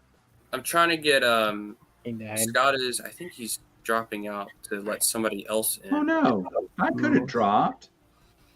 Scott, I could have it's too. okay. I feel bad now. I was like, I've been on here the longest, and I've been running my mouth. So it's Scott We've been offered. enjoying it though. if Scott wants back on. I can jump. Oh, by the way, Matt, I'm a huge fan of your channel, man. I love your channel. Well, Jay, you're invited to come over Monday then. I'm Who in, Alex? I like Alex's channel. I like Alex's channel more. I take it back. I'm working today. Don't say that. Now- That's a lie. Now I That's a want lie. Scott to replace me. I'm kidding. I'm kidding. Thank you, Jay. I would even say that, and it's my But- channel. And see, Scott, I just had a question for you, but those molds that you're holding are the same ones that were used for Hasbro, mainly Avalon Hill's game, Queen's Gambit, which is the big epic episode 1 game, and that looks amazing. If you haven't seen that, check that out. It's amazing. what is it called? It's called Queen's Gambit. Queen's Gambit. Mm-hmm. The pieces are amazing, but they're made of the soft. You know, when I say soft plastic, you can is step it like on it; it doesn't break. It's like a chess game, basically. In a way, it's like there's 3 different boards, and you can play on. You take turns back and forth, about 4 turns each, and you can play on 3 different boards. Right. And you're playing the Battle of Naboo with the Gungans and someone else in the Federation. Oh. Then in the middle, you're playing the Naboo soldiers with Padme, the fake Padme, and oh goodness gracious, come on, man. You're talking Who's about the captain? Who's the captain of the guard? Panaka. Panaka, duh. Pancakes. Panaka. And then against some battle droids, and you're trying to get up 3 flights of 3 towers, because there's 3 levels, to shut down the droid programming. And then on the other board, it's split into 2. You're either Anakin fighting off droid ships in a space battle, or someone else is the droid ships and you're Anakin ship, or you're fighting Darth Maul. It's Darth Maul versus Qui-Gon, Obi-Wan, and the molds are exactly the ones that you have right there, Lance, for Qui-Gon and Darth Maul, but they don't have Obi-Wan's. And if they would have, I would have loved to have metal die-cast ones. Yes, that's what they look like. Yep. In the game, I was like, oh, I've got to get this. I said, but it doesn't have Obi-Wan. Why couldn't it be a 3-player game? Oh, yeah, what up, Marcel? So you don't have this like at all? You just wait. No, but I know the one you're talking about. I haven't played that one. But you don't have it. I don't have that one. No. Hey, I'm winning somewhere. Against I Matt. don't really have that many 2-player games. But to be fair, Queen's Gambit is a 2-player game. Have you played the Game of Thrones board game? No, I have not, but a lot of people love that game. I played it a few times with my friends. It's really, really fun. It's really Well, fun. then that settles it. You're cooler than Alex. All right. I have Hey, a look. friend who, to this day, does not forgive me over the Game of Thrones board game because we were playing with like 6 people, and he's like, okay, so he's like, we're gonna form an alliance, right? We played until like 3 in the morning. We started, I think, at 7. Yeah. And he's like, we're gonna form an alliance. I'm like, yeah, man, for sure, we're gonna form an alliance. And then I betrayed him later on in the game. You did it. Like, You did he's it. like, how could you do that? We're best friends. Why would you ever do that to me? I'm like, dude, it's the Game of Thrones board It's game. Game of You there was win or you die. Marcel, that is what Twilight Imperium is all about. Yeah. Trust me is the most useless phrase you can say in this game. Yeah. You got to trust people, but betrayal something is there. inevitable. Yeah, Isn't it's Twilight always, Imperium? It's that inevitable. big. It's the big one, right? The big box and stuff like that. I think I've seen it before in Yeah, hold on. It's this War. huge old box. Yeah, Because he's got his whole collection of board games right there. yeah, that's of great. course. Of course, his EU collection's in a hallway though. Yeah, right. Empty.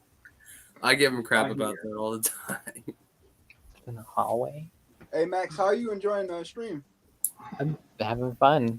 I mean, Okay. it's almost 1 a.m., but I'm good. Oh, no. Twilight Imperium. That's huge. That's huge. It's heavy too. Yeah, Max. I I feel think we're like- in the same time zone. It's also 1 a.m. for me. So. Yeah, I'm in And the that's the expansion we're playing with as well, which Oh, is another wow. very thick. My That's God. a big boy right there. Yes, it is. Yeah, I'm more of a Dungeons and Dragons guy than a board game. Dungeons and Dragons. Yeah, If I had friends, that's I me. would. Well, that's what I the wanted kids. to. That's what this group was doing tonight. It's their D&D night tonight, and then Dungeons they're and coming over Dragons. from TI4. Oh, Yeah. look at that. I played D&D as well with a couple of my friends. So I'm a D&D player as well. I have played once with Brian Borg from the Twin Sons Foundation and his group Mm-hmm. in Arizona, and I had a blasty blast. What It's amazing. what edition were you playing, Matt? Do you remember? Oh, No idea. No? I showed up. They made me a character. I got to play a role. We had great fun, What? laughing all the way, mm-hmm. and then I left. And I've stayed friends with a lot of his gaming group there. I just never visit anymore. I used to work out there a lot, so used to fly out to Phoenix a lot, and so I still have friends there. I just, since COVID, no travel. Right. Yeah, Dungeons and Dragons is so fun. Me and my friends, we love it. I haven't been able to do it on a consistent basis because my mom, she's real cautious about COVID and all that stuff. So, yeah. Yeah, No, I love the game. We just started going back to in-person play, I would say maybe 4 or 5 months ago, which is really good. But we also play like 3 different editions, so it's kind of hard to keep track sometimes. Because I like the old stuff. Like I like the stuff that was made in the 90s when Ed Greenwood was around and R.A. Salvatore. I think he's still writing the Drist books, but He is. back in the day when before Hasbro acquired Wizards of the Coast. Those were Wait, like do golden you days. like R.A. Salvatore who writes Star Wars stuff too? He writes Forgotten Realms, yeah, Cool. and a bunch of He has a character, Driss Dord, and he's like a dark elf, and he's written over 30 novels on this one character, and his, 30? Over 30. There's like 37 now. It's called The Legend of Drist. Mm-hmm. Ari Salvatore is a really good author. I think I really wish that he had wrote more for Star Wars. I feel I can bad. attest to that. You guys know me. Vector Prime is my favorite. So Yeah, I feel bad for all the death threats he was getting. That's ridiculous, man. I mean, yeah. Well, the thing was, people were confused over the message, and they thought that it was Ari Salvatore's idea to kill him off, which it wasn't. He just happened to be the wrong guy, the right guy in the wrong place, the wrong time. And a lot of other authors came out in defense of him, and I believe that is what landed him the job to get the episode 2 novelization. Oh, Because Del Rey felt bad for him after all the hate he got, and because if you get any novelization of a big movie like that, you're going to make tons of money, So they gave him that job. That's why he got to write episode 2, because of that hate. And I think Michael Stackpole said it best, because people were hating on New Jedi Order because it's really dark. yeah. And Michael Stackpole, my favorite quote he ever said was, "If you want to feel safe, read Star Trek." Oh, that's true though. It was on theforce.net a long time ago. If you can look that up, it's just Star Wars is for the But it was. I laughed so hard when I read that. He said, "You want to feel safe? Read Star Trek." I was like, "Tell him." No, Whose idea was it to kill? Oh, sorry. Go ahead. I spoke with Salvatore on Twitter about Vector Prime. Yeah. And I don't even remember what I asked him, but he told me the only reason why he agreed to do that book, because he knew, of course, he knew in advance what was going to happen to Chewie. Only reason why he did that, because he didn't like the idea, from what he told me. He was reluctant about it. He told me the only reason why he decided to do that book is if he could choose how Chewie dies. Yeah. The only reason why he did it. So for those of you who think of a Salvatore's idea, it wasn't. He wasn't even going to do this book if he wasn't given that chance, because he didn't like that idea. But they wanted him because he was a well-established author in the fantasy realm, and you wanted a big-name author to carry your first book that was coming out by Del Rey. They needed a big name, and that's how he got involved. Yep. And good on him. I thought he did a great job. I love it. You guys, that's my favorite EU book. You guys know that. I didn't get to New Jedi Order yet, so. Oh, just wait. Oh, sweet summer child. Oh, sweet summer you're child. in for pain. I know the pain. It's gonna be. My heart is gonna be broken towards the end. But I was gonna ask, whose idea was it to kill? I think everybody here knows this. I'm not spoiling anything. But Mara Jade. Oh, Was that was like Karen Never Travis? revealed. It was That's- never revealed. It's debated. It has to maybe be it's better that they don't get revealed so that we Okay. can go after them. Okay, I've got a great question for the chat. We'll start with Lance since this is his channel, even though I've taken it over, and then we'll go around. But I want to know, all right, you can kill off a big character. Oh God. Who is it? Luke Lance. Skywalker. How Absolutely. dare you? How Now, does he die? now, obviously, if I were to have written Sword of the Jedi, if I was given that and chance, thanks for thinking about that before just saying it out like you have. well, to I've been asked that question before. Oh, by okay, so it's not somebody, original. Okay, Yeah. thanks for hurting my feelings now. Now tell me It's how okay he though, died. Matt. I love you anyway.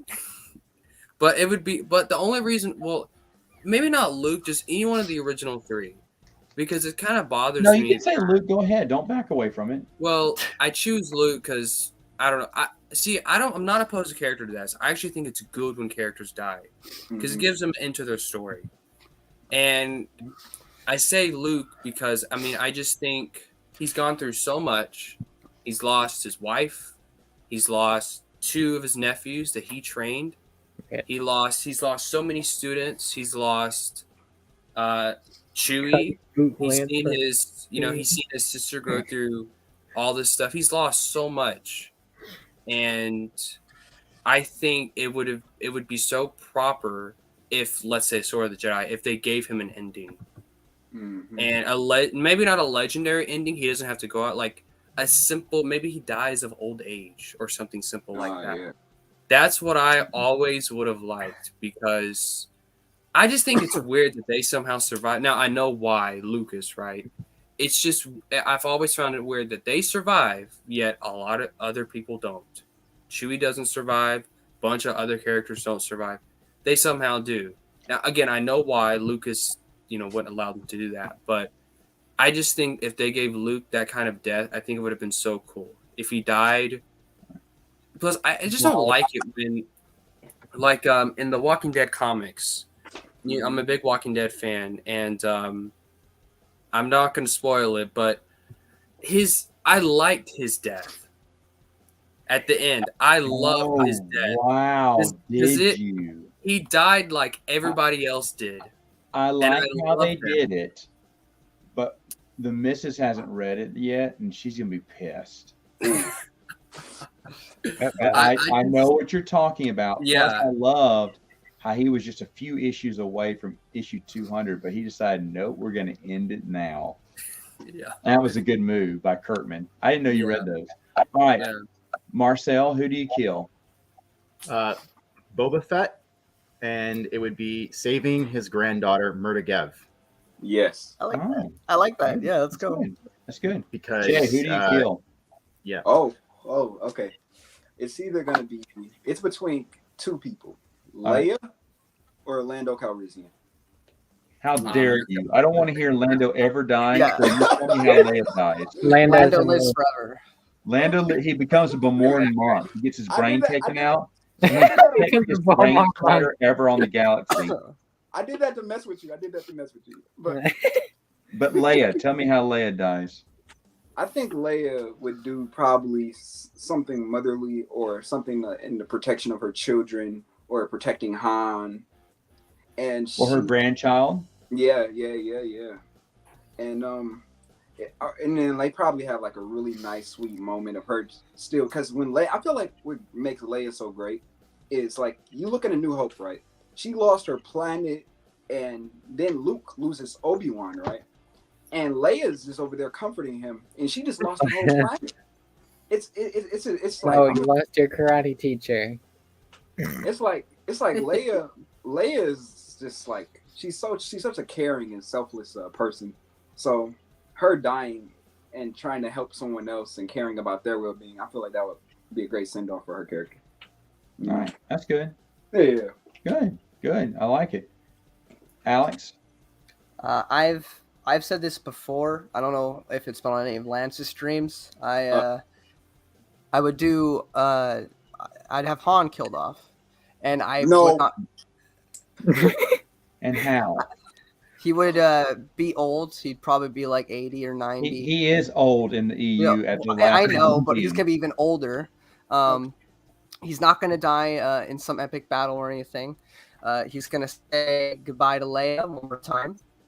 He needs to be with his first baby in his last moments. So he goes out in space in the Falcon, and he kind of just soars out there, looks at the stars, and then he kind of just fades away. Yeah. So he commits suicide? No, he's dying of old age, and he can feel that his time is up. So he just And he goes into wants to space. die alone? Yeah, with the Falcon. No, Well, he's a Chewie's family dead. Who man. else? Who's gonna die with? Chewie's There's dead. He has Leia, Why but he is wants he to. alone? His No, whole he arc says- is being alone, but then having a family, making Yeah, friends. he says goodbye to Leia and everything, and then he goes out to ride in the Falcon one last time by himself. Who brings the Falcon back? No one. They No one get it. else can ride the They Falcon gotta but get his him. body and everything. No one else gets to ride the Falcon but him. It's He puts his. himself into exile and walks out into the desert and says, "God, that's the ending you're giving him." Dark. Guess what? Lucasfilm called. They have an opening for a writer like you. Go ahead, go get him. I'm goodness gracious, I like it. Oh my God. Alex. How do I get rid of him? Oh, I can't. Yeah. I can't. Okay, I'm kidding. Don't get rid of Alex. No. All right, Max. Who do you kill and why? I'm thinking maybe probably Leia and maybe like C-3PO. Oh, come on. Okay, I'm interested in C-3PO. How does C-3PO die? I think it would C-3PO because like a lot of people take him for granted. You know, he's the droid and everything. The people kind of overlooked. Everybody shushes him all the time. But like, what happens when he's not there? You know, how do they react to that? Like you know, Chewie's like just the muscle of the group. He's the big walking carpet. He was like, you know, you couldn't like hear what he was saying because you know he spoke in Treewook and stuff. So like seeing their reaction to it, and NJO is like, you know, none of the like main three died, but it was such an integral part of their group that like when he was finally gone, I'm sorry, he just like dropped his phone. When he was finally gone, it's like everybody was like suddenly struck by it. But like, how would that be with like C-3PO? Because maybe they don't realize just how integral he is in their little collective family circle, you know? And seeing like maybe like they always maybe turn to C-3PO and be like, oh shit, he's not there. Hey, Chris, tag in for me. Okay, so okay, first off, Death of Superman in the back there, Jay. I love it. That was the comic book that got my dad to buy one comic book issue that got me and all of us into comic books. The author Dan Jurgens, he signed my poster. Well, tell me where you live so I can go ahead and steal that thing. That's Michigan. You can't go up that. I've been to Detroit. Oh, that's about it. So it's cold up there in the winter time. Yeah. He signed my comic too. He was a cool guy. Oh, that's awesome. Okay, so anyway, the correct answer for everyone got it wrong. The correct answer of who you should kill off is Ahsoka. Yeah. Character. And here's how Ahsoka dies. She trips over a Hujib and breaks her neck, and nobody realizes she's dead. Nobody goes to search for her. She is kind of just rots on the planet, wherever planet she is. Raxus Prime, the trash planet. You know, the rest of the trash. I'm on board with this. So I like Ahsoka, man. That's who dies. It is not epic. It is embarrassing. It's actually at the end of a chapter. Meanwhile, on Raxus Prime, Ahsoka walking around, trips over Hujib, breaks her neck. Oh my goodness. And it's you know, it says months later, no one finds her. They just dump more trash on her, you know, because they're just dumping piles of trash everywhere. You thought too much about killing a teenager. Matt, that was unhealthy. Well, Matt, I thought we were talking about canon characters. So, yeah. I thought we were talking about just the main original trilogy crew. Oh yeah, me too. No, I said anyone. Oh, shit. Anyone. Could be an expanding universe. You could have killed off Jaina if you wanted to. Yeah, but No. She No has to live. way. The rest of Well, the no, rest of no the one's solos going to want die. to kill Jaina. We need at I'm least one solo. Damn it! The rest of I'm, them. I'm just saying we have a lot of, but I'm just saying though that it could have been that one. Jar Jar Jar. Jar. I'm okay with Jar Jar, shivving her on Rex's Prime, leaving her. You With son his of a man. lightsaber. Oh, He was my Sith bad. Lord. Darth You Jar put Jar guys in the confirmed. trash cans. I'm gonna take a dookie. Me No. saying Go that. away. You so will not be saved by Dave Filoni this time. Oh This my is probably God. the best answer. Ahsoka dies. I also don't agree with that because she leaves the order. So why would she get killed? No. Just for the hell of it. Hi, Melissa. Good to see you. But I think that would be a noble death, and Ahsoka. That should have been the way she died, but that's not how she went out. Yeah. Naked Oh my goodness. Palpatine comes back again and Don't goes. get Alex excited. And takes Alex in his arms afterwards. Alex, Flies away. Alex, put your hands up. What are you doing with your hands? Show us you. They brought up naked Palpatine. Alex, unlimited power. Oh my What goodness. have I done? Yeah, so that's the person who has to die. This Hey, is Matt, way what's too your fun. serious answer though? Because we were all been serious. It's Ahsoka. That's probably your That's serious it. answer. That is my serious answer, and I'll get out. You can't. And I you can't- I do that. guess if Bring 2 Star Wars nerds on. Filoni's Clone Wars didn't happen, then I guess Abeloth didn't happen either, right? Because she's a character that's derived from a Clone Wars. I mean, you could still have that story in Episode. Clone Wars. Huh?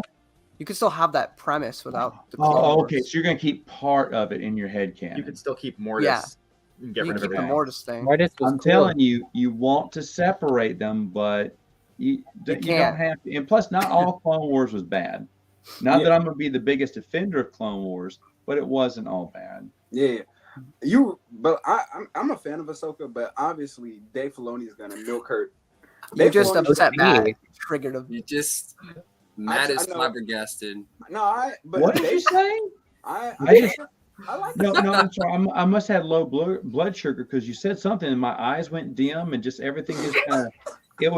It felt like you were Charlie Brown's teacher in the cartoon. Oh, What happened?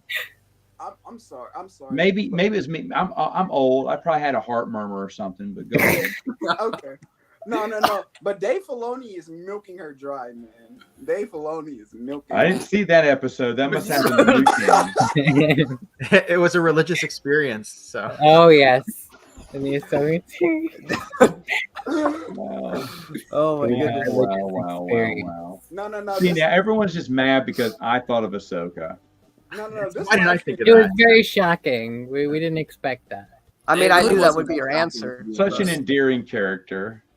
Oh my god. Because as you know, I they were issuing Padawans to every Jedi Knight, as we saw in the expand. Oh wait, no, we never saw that happen ever again, even in Filoni's Clone Wars.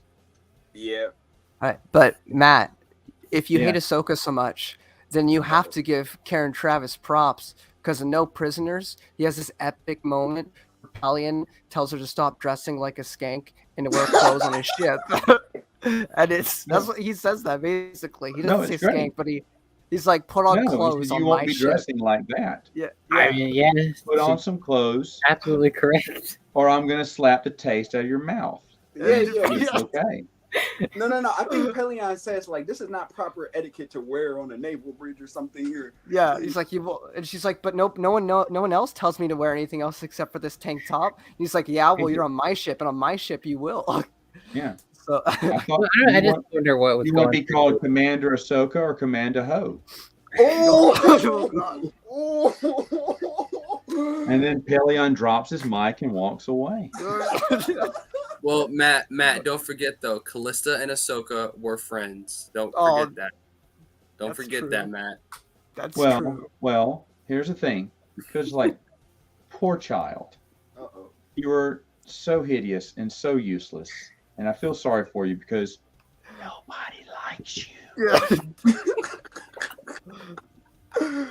Believe me, when Jar Jar made it to Senator, you know, I mean, at least he got something. You faded away. I don't know what happened in the new canon with her. Yeah. But Yeah, I was Well, really I mean- hoping. They kill her, but then they don't. Well, here's the thing: George Lucas stays in control of Lucasfilm. Ahsoka would be alive today. There's no way Filoni would ever kill her. There's Yeah. no scene. Of course not. You know, Matt, I know you don't keep up with the new canon, but and Marcel mentioned this earlier, but I don't know if you've heard about this, but there's a new Ahsoka show coming out, whatever. Mhm. But Dave was watching one of the episodes, like with some of the footage. He claimed it was a religious experience while he was watching that. Oh, Ridiculous. I don't know if you've heard One that story. character. Yeah. So there you go, Matt. That's how Dave Filoni feels about his baby, his sweetheart. I hope he didn't have his hands in his pants. That's all I'm gonna say. That's all I'm He gonna probably say. did. I wouldn't put it past him. Oh boy. I just wonder what was going through his head when he said, "Let me put a 14-year-old in a tube top." Yeah. That was going through his head. All right. It's like, well, what was going through his head is like, I don't think this cowboy hat is working on the ladies, but I'm sticking with it. No, I feel like the cowboy hat is a part of his head now. That's like his head. just attached. It's like a mini cowboy hat. It's not even a It real just one. bothers me that anyone who's worn a cowboy hat for that long and has never said howdy, partner, when he starts off an interview, you can't trust him. He's from Pennsylvania, so Exactly. It's a fraud. What's with those people? What is with those people? Wait, who's from Pennsylvania? You gotta be from the Wild West. I don't think anyone's here. I mean, I'm close to it, but I'm not. I guess it's George's fault. that is true. I was gonna say that, but that makes sense though. George is obsessed with He women loves with his pigtails. Twi'leks and stuff, Noah, Quality Autism, also informed me in one of his streams about officially licensed art of a Twi'lek, and she is in fact naked. And it's one of George's, it's one of George's favorite pieces. Of It's course real. it I looked it up. is. all right, here's the deal. I know Noah is about that insect on beetle action. What? Well, he's just obsessed with these Troy Denning books about insect on insects. And Helix, right? He's got he a loves blog. Troy We had a big discussion about this in the group chat the other day. Yeah. Yeah, Oh, he's yeah. all. You can tell him I said this too. You say Matt Wilkins quote said this about you, Noah. I don't know. I never talked to Noah, but I know he hates Denny. He can't He does. stand Denny. I know. I mean, he broke my heart in Star by Star, but Yeah. sorry. I know. He has a crush on Denning, so Oh, maybe he's like, oh, you're bully. You keep talking about him, so you must like him. Maybe. That's exact. It's reverse psychology. Yeah, it's reverse psychology. Exactly what it is. Exactly what it is. Yep. I've never met Noah. I've been told great things about him. No, he met seems the cool. guy. Never met Oh, the he's guy. a good guy. He a good seems guy. really cool. He's hilarious too. He has a great sense of humor. He is funny. Denning is canonically Noah's father. Oh man, I can see that moment too. The German word for no, I think, is no, just with an accent. No. No, 9. That 9. That just it would exactly be that just like an empire. Yeah.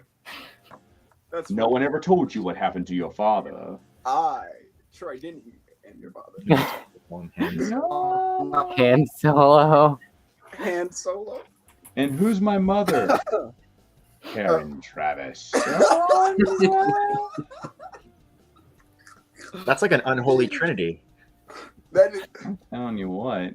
Bring I those don't two think together. I don't think Noah will want to. I don't think Noah will want to exist after that. Hearing that news. Who's the who do you? So he doesn't like Denning. Who is the worst author in your opinion?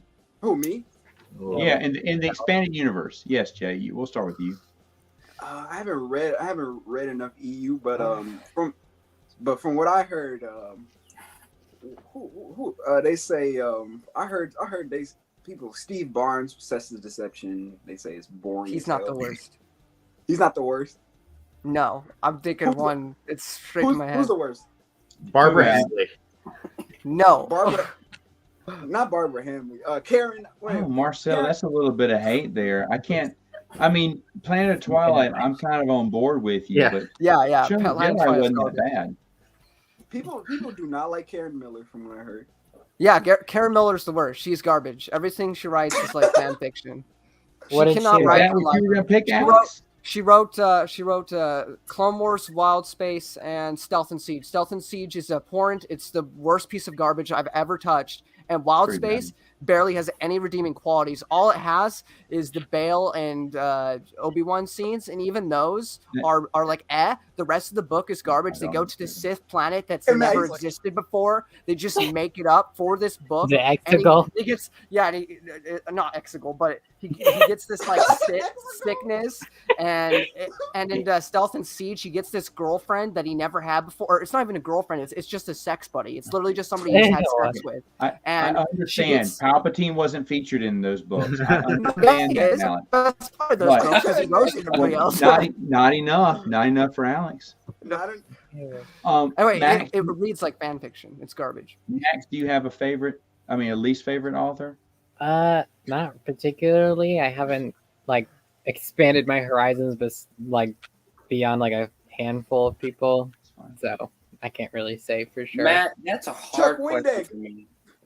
Yeah. Well, I'm saying expanded universe, not Oh. new. But he, Oh well, Daniel Jose Older. I mean, he's not you, but I would say him if we're doing generally authors. Then him. never reading another word he writes ever. Not even on Twitter.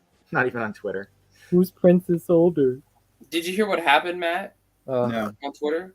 oh He, tell him. he Tell him. tweeted out a picture, a zoomed-in picture of Princess Older on the hardcover Course of Princess Leia book, Cringe. and he wrote, "No disrespect, genuinely curious, but is that Luke with a frizzled mullet?" That's what he wrote. no way. He And I did. tweeted it, and Lance, you're trolling, right? I'm Nope. not. No, I have the that's what he said. screenshots. I can bring up Twitter right now. I've And show seen you. the It's real. tweet myself. Okay, Lance, who's the worst EU author? See, that's a hard question because my least favorite EU book is by Stackpole. So it's I Jedi. Yeah, well, that's Also- fair. Matt, you're not the only one, but Wow. I like Stackpole. I just didn't like that book that he wrote, and it was so Yeah. bad it had to be my least favorite. But I don't know. You know what? Timothy's on. I'm just kidding. Ooh, someone said No, can I make was it about to easy. like that in my the heart chat, kind of dropped. though I disagree. I'm just kidding. I mean, he's not my favorite, but I don't know. I guess Barbara Hambly or Vonda and McIntyre. I guess The Crystal Star is a masterpiece. How dare you? I don't hate those books. but- Waru. Oh, never mind. My waifu is Waru. Yeah. My boy. Waifu. Waifu. What? Who wouldn't love that? My waifu. Waifu. Yeah. Okay, so mine is going to be Tim Levin. I hate Oh, yeah, the he's way pretty he bad. writes. I hate the way he writes. Who is that?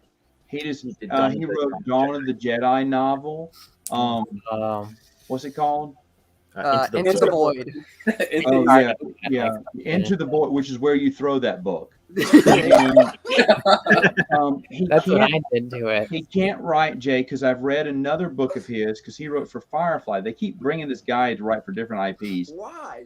The guy has no idea how to write the characters, and his style is so awful. It's so awful. That's why I never suggest someone say, "Hey, Matt, I haven't read the Expanded Universe before. I want to read in chronological order." I'd be No. like, okay, you would read the first book and go, "Oh, this sucks."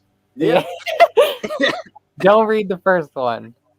Yeah, but Tim Levin is just not good. He's just not good. Yeah, Like I I said, picked up writing- that book.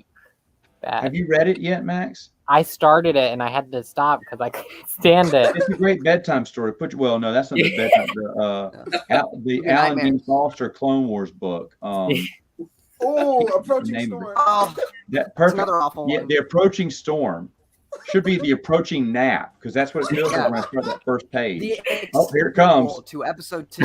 Oh, here it comes. I read Dawn of the Jedi Into the Void when it first came out, and I just remember it being very mediocre, but not particularly offensive. I had to put it down. I was No. That Marcel, I didn't get it for the first few chapters, but whenever he talked about the past, he would just go into this weird, I don't know what it was, a third person. They went to the thing. They called them. Yeah. He turned around to see them, and she ran toward him to the field. He said, blah, blah, blah, blah, blah. She responded, blah, blah, blah. I was like, wait, what's going on? Is this another thing? And then I realized, like in chapter 2 or 3, when he did, I was like, oh, is this the past? Is that, why couldn't you just say 17 years ago? Yeah. Or you can Right. say, but you can make a before and after, or just like. Did he at least use like I remember being rather I don't confused. remember. Yeah. But it's like watching a sports commentator call a making play calls. And here she comes running down the field. She's about to go into. Oh no, she has taken out a lightsaber, and now the other gentleman has taken out his lightsaber, and now there is a lightsaber duel. He swings, ooh, misses. Nice uppercut there. I don't want to have someone else tell. I want to experience it. For myself. I believe his style of writing does not let you experience what the characters are going through. And I thought, well, maybe that's just a one-time only. And so when this Firefly book came out, I got it. Same thing. Oh shit! I'm sorry, but No, I've been swearing on here, so oh, it's allowed. I can curse my ass off now. Yay! We're all adults, right?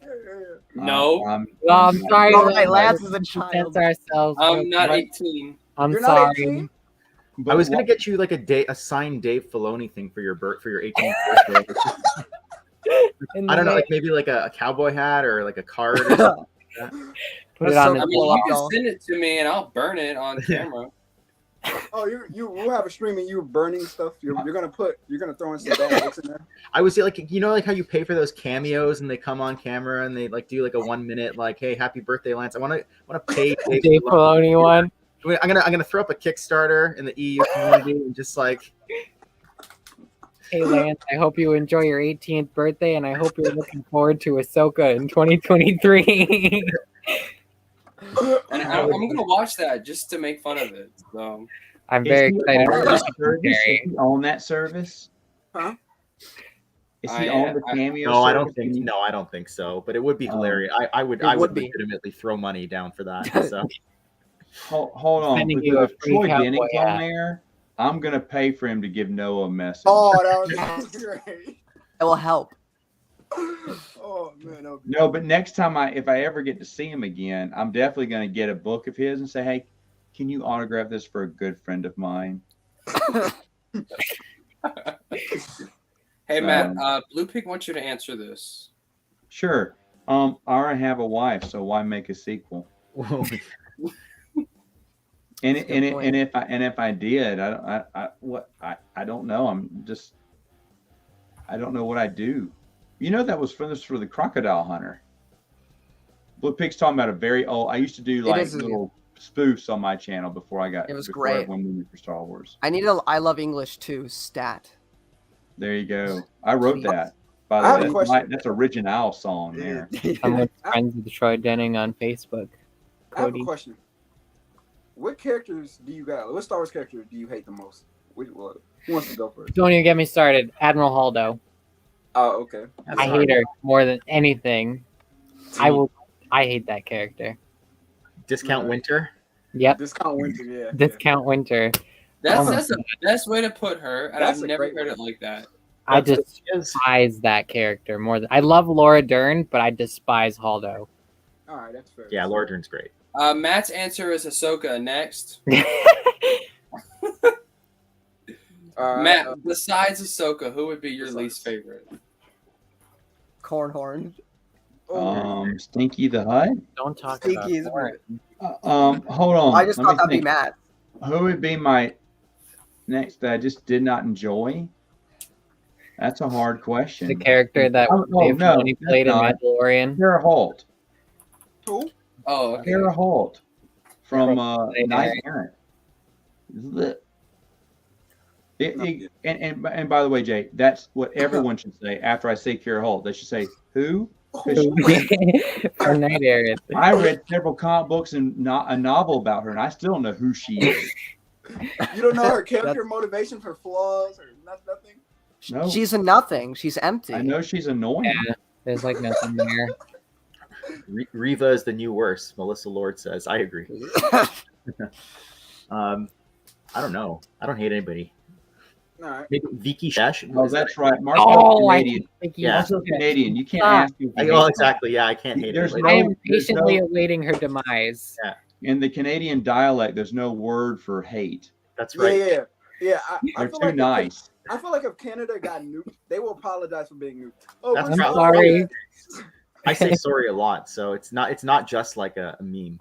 If Canada got bombed, Marcel would apologize for it as if it Probably. was his fault. I'm But, so sorry. Hey, have Shesh, you ever heard of the Canadian Army? Me What neither. are we? Well, that's how good they are. You haven't heard of them. Yeah, Vicky Shesh, I think, is someone I hate. Oh, I hate her so much. I'm waiting her demise. I don't like Finn either. I didn't like him. I read I like agree, Matt. issues. Finn is the equivalent of a failed boy band that they keep trying to push on people to say, no, you should really like them. And you're like, no, Oh yeah. you Oh. wasted money on. But please, look, Jason and Jaina like him. They're his best friend. I don't care. I still don't like him. Oh, Look, Luke says he's awesome. I don't like him. who's the Oh, guy Luke. from the What happened Jedi to Jay? books? What happened to Jay? Why'd you boot Jay? Man, Lance, you were mean. Okay, Ruthless. I was looking at my bookshelf when he left, so okay, that was nice. I like how Jay exits like that. He's like, you know what? I'm leaving on a high here. He did. Done. Done. He's going to nuke Canada, so that's why. He Oh left. no. Well, no, Canada took him out just Yeah. now for talking bad about it. Well, if he's gone, then 2 Star Wars nerds should be added. Yeah, bring 2 stars. Bring someone on here to replace me. What? Cody, Replace you. Canada doesn't have president. We have a prime minister, like the UK. Like Britain. Way to go, Yeah. Cody. Boop, boop. I'm just trying. They have a But there's- prime minister. There was a guy in the Jedi Apprentice books, and he was like Obi-Wan's rival. That kid was a dick. What was Okay. his name, like Bruck Chun or something? Right. That's his Chun. name, Bruck yes. Chun. Oh man, I hated Bruck Chun. What a stupid name. It just sounds like a dick Character. name. Well, I don't think he was there to be beloved. His He name was there just to be the sounds like foil a for dick name. Obi-Wan. Oh, I'm back. Yay! Welcome back. I didn't want to leave you guys. I'm not. I would never leave you guys. I thought Canada got you. Oh. He's actually been Maybe it replaced. did. Maybe this is a clone. His name's Jay now. Yeah, So- my name is Jay. Jay comes back on. He's like, I need to apologize to my home country. Yeah. And the things I said, I love my mother. Please don't kill her. No. Like I've been to Canada. I love Canada. It was fun. Oh, see, there you go. See, now they have him. They have him. They have him. He's gone. See, he's on the border of Canada, so he should have known. They probably sent some people from Windsor or someplace just down there to, kind of set him straight. I think Yeah. I'm closer to Canada than Jay is. What? You Yeah, sure? I'm- No, the Detroit River. They're like literally. Oh, I don't know. I'm sorry. I don't know anything about Michigan. Okay. I'm in Yeah, Rhode Michigan's Island. right there. I'm in Yeah, Rhode right. Island. You're the only person I've ever met in Rhode Island. That's awesome. Yeah. Yeah. It's Well, very Nobody lives there, so yeah. No, people live there. It's a whole city block. I live here. Yeah, it's literally I can Whole cover the neighborhood. state in like 25 minutes. Matt, what state are That's- you in? Louisiana. Oh, Louisiana. Oh yeah. Your neighbors with Lance. Yeah. I am. I don't know. I don't know if Lance is in the Dallas area. I Okay. do live in Dallas area. Yeah, I'm not telling y'all where. Oh, see, there you go. Then I've definitely been where you live. I know a couple of All people. those little towns I've been to. I live in Well, Toronto. everybody here, I mean, everybody else in stream is in the group chat. I've told y'all where I live specifically. Oh yeah, you did. I don't remember. So y'all reveal. I don't remember. Can you tell me again, like on the stream? No. I live in the 4th largest city in North America, so suck it, America. I'm just kidding. Oh my gosh. Where's that? Toronto. Nobody's even heard of that city. I've been to Toronto too. That's where I flew in for the wedding. I had to be in London, Ontario. Oh, you had to go to a wedding in London, Ontario. My condolences. Sounds awesome. I was in the wedding. You when somebody be like, "Have you been to London?" That's okay, Chris. I'm used to it. Well, yeah, I have been to London, Ontario. It's funny because I thought gas was super cheap, but it's by the liter, not the gallon. Yeah, And you don't measure by the mile, it's the kilometer. that's right. And also the other thing is ketchup flavored chips Oh, they're the best. everywhere, No, which it makes sense. Yeah. You know, we dip our fries in ketchup. But Well, I mean, seriously, it's like barbecue down here where you have barbecue, sour cream, and onion everywhere. Lay's makes ketchup flavored. The big brands make ketchup flavored potato chips. that's right. And one thing I'm super uber jealous of, y'all got a shipment of Crystal Pepsi over the summer because I guess it sells better in Canada than it does in the U.S. I wasn't aware. No one was because I begged anyone from Canada to get me a few cans. You just took them all. what about know. the episode 1 Pepsi cans? Can we get I some of used them? to have those. I had all of those. There was like they had like all the characters like Jar Jar and I had Revenge of the Sith Pringles. Yeah. So there's And I got to eat poutine. you know I've barely eaten poutine in my life. I don't know why that's a Canadian thing. Well, because no one else has that. It's just gravy and fries, but it's good. I know Rhode That sounds Island. good. Rhode Island has coffee milk. I know that's a big thing here. Mhm. Yeah, coffee milk. It's weird. Coffee milk. Here in Texas, there's nothing new. We just fry everything. So Yeah, I know a couple of people in Texas, and they tell me about chicken fried steak. And I'm like, What oh, about yeah, that's fried good butter? stuff. what is it? Fried I'm butter. sure they've done it. The Texas Fair's done it. That's yeah, we disgusting. fry everything. We fry pickles. We've Oh, if I what have we not fried? Hey, so in the chat, where does Lance live? Who is Lance's biggest stalker? I want to know. I'm currently in your mom's house, so I'm also in the house, so He's clearly not. He's clearly not an adult. See, The calls are coming from inside the house. yeah, we can't swear in front of Lance. I guess no one You gotta knows. keep his innocence. Your secret is safe. You're in some Y'all, back cave. if you think I don't swear, you've clearly never seen my Twitter. So I saw his Yeah, last we've We've stream. seen your The F streams. word. You do it on your streams too. wait. It's So everywhere. you swear when you argue with New Cannon fans? You're so toxic. Toxic. Toxic Tick me off. fan Lance. Matt, didn't you say like or Matt? No, sorry, Lance. You said fuck Matt Martin like a week ago. Well, fuck that he guy. So it's true. Who's Matt Martin? He's part of the idiot. story. I don't know. Group at Lucasfilm. He's what?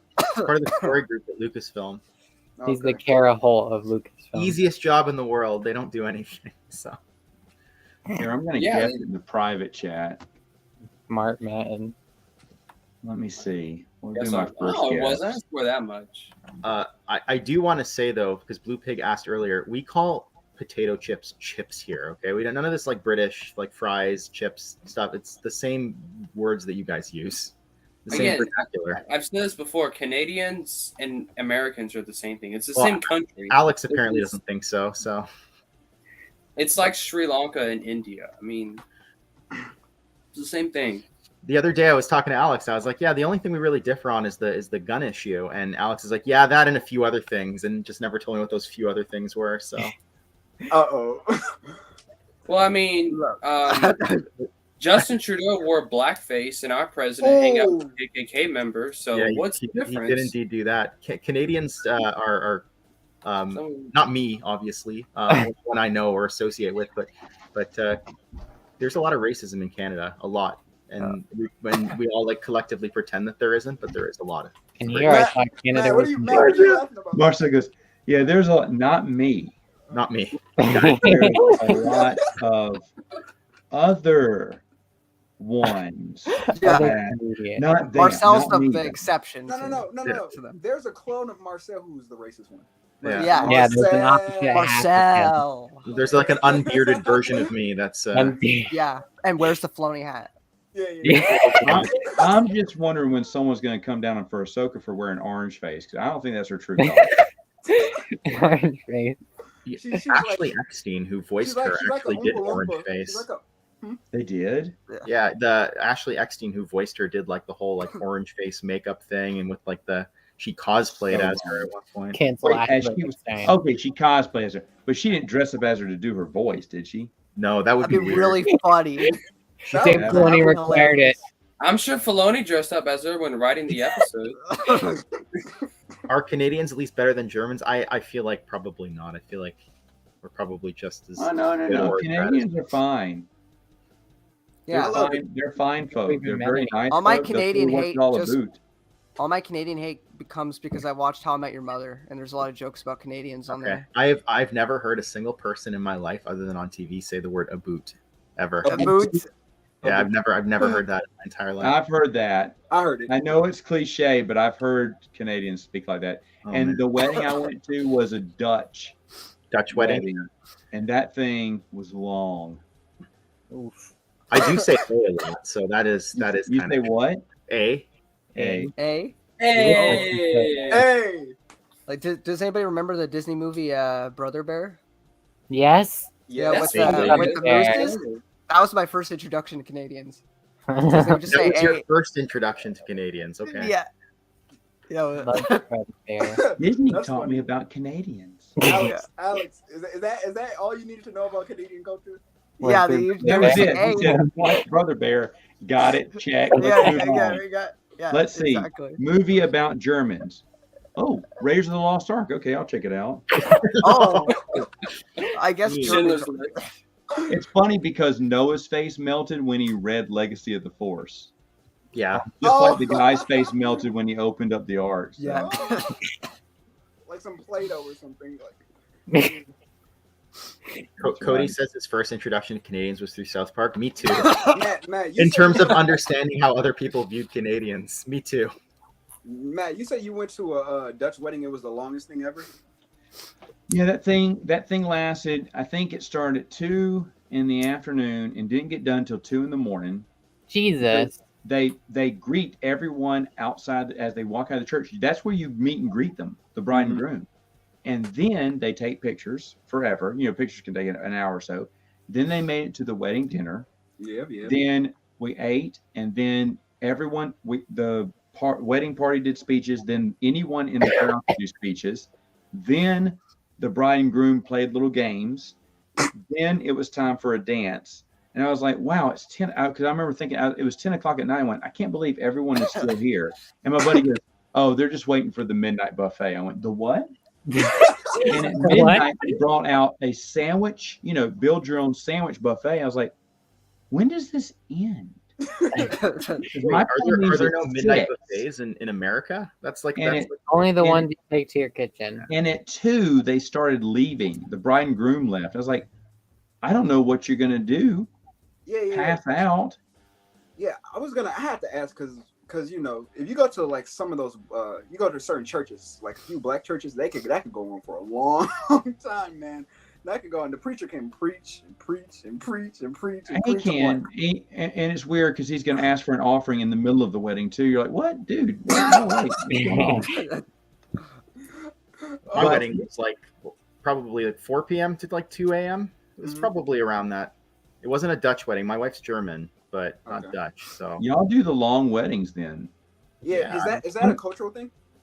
I don't know. You'd have your ceremony, which usually lasts like half an hour to an hour. We got married in church, Catholic church, and then there was like the reception, which like there's like an hour in between for people to travel because the reception's usually in a different place than the ceremony. People travel there, and then the reception goes from like I don't know like 6 p.m. to 2 a.m. until people. Well, see, I emceed a wedding a few weeks ago, and they had me move up the schedule because at 8:30, deuces, people start leaving if you're not going to wrap it up. Yeah. And so I said, "Do you want me to?" He said, "Yeah, go ahead and cut to the, go ahead and throw the bouquet, tell them we're leaving." So I told the bride and groom, I said, "Pick 2 more songs y'all want played because then we're gonna go because we wrapped it up early just because people were leaving. You want? I mean, they had plenty of people there, but about 8:30, everyone's going.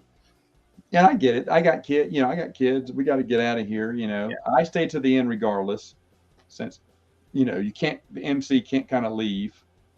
If the DJ leaves, the party kind of dies. But so I always stayed to the end. But it was, but we had. I think they were out of there by 9. I want to say, just because people started leaving. Speaking about weddings, Han and Leia got remarried in the new canon.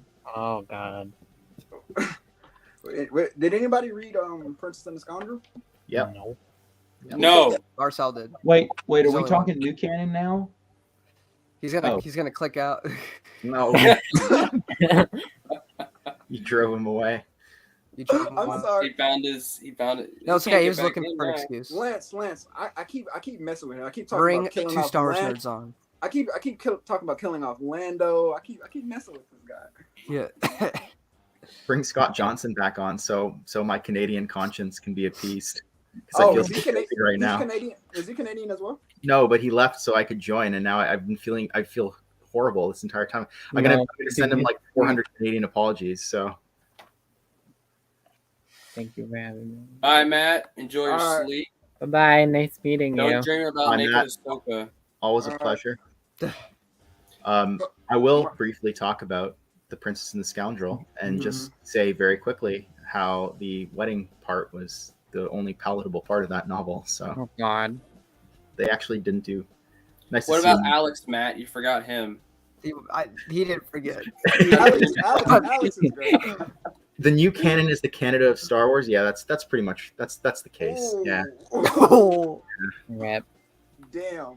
I'm sorry that's the case. Sorry, that's what I should have said. Sorry. Dang. Sweet dreams. Alex, if that Make was it me, I wouldn't happen. take that, bro. well, I'm He's defeated. I could say mean things. He can't deny it. He can't deny it. Look, it's a famous picture in Dark Nick Empire. Palpatine. It's And a you seem famous. to like it more than everybody else. This all originates. He just said he This- loves you. So This all. I love you too. This all originates because on another stream we were asked about what was like famous artwork in Star Wars. Naked So I Palpatine. And he mentioned chose that one. naked Palpatine coming out of the. It's a famous picture. And iconic. they all went, Is it now? "Oh, you pervert. It's as iconic as the Mona Lisa, man. Did I say Exactly. Naked Palpatine. Exactly. What about me, Matt? I'm closer to your house than anybody else here. Man, I'm funny. Oh man. But one more thing about The Princess and the Scoundrel, and then I'll stop talking about it. The significance of that novel is that it's the last post-Return of the Jedi novel I'll ever read in the new canon. So Oh, Bet. I don't That's care a W. if like the greatest novel known to man is written in the new canon. But Are that you is, sure you don't want to read Resistance Reborn? I have I read read that book. It's Oh yeah. the worst piece of trash I ever don't- written. Paul Filoni wrote that book. I didn't even read. I got that book. I didn't read it yet. There was Yeah, like you might as 2 well pages return in it. that book that interested me when they called back to a character that was introduced in Bloodline. I was like, okay, that's kind of cool. The rest of that book was absolute garbage. I don't think I said a boot. Wait, That where doesn't- is the Naked Palpatine? That's what I'm talking about. It's famous.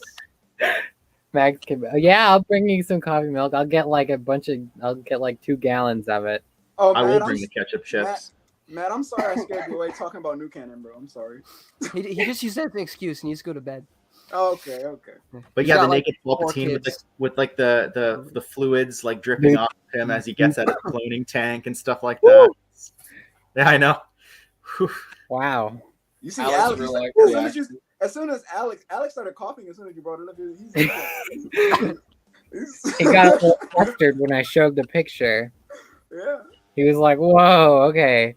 Oh my goodness. Alex, that joke will never die. It's never gonna die because. And now you've just brought me into it now. So Yeah, now it's there forever. Palpatine This is is wonderful. Palpatine is kind of bad though. He is kind I of don't bad. even He's- think I've you're ever not, kinda thick. had not wrong. Crystal No. Pepsi. You guys have like that picture. you guys have vanilla Coke, right? Because vanilla Coke I only find like every now and then, but it's I so, have it. Yeah. Okay, That. Scott, I'll find some Crystal Pepsi and I'll send it your way. Crystal. It's not you don't have to crystal take meth. 4 charges on it. Yeah, I never heard of Crystal Pepsi. I've heard of it. I've just never tried it before. It's I'm basically more, the EU of Pepsi. Yeah. It was an older.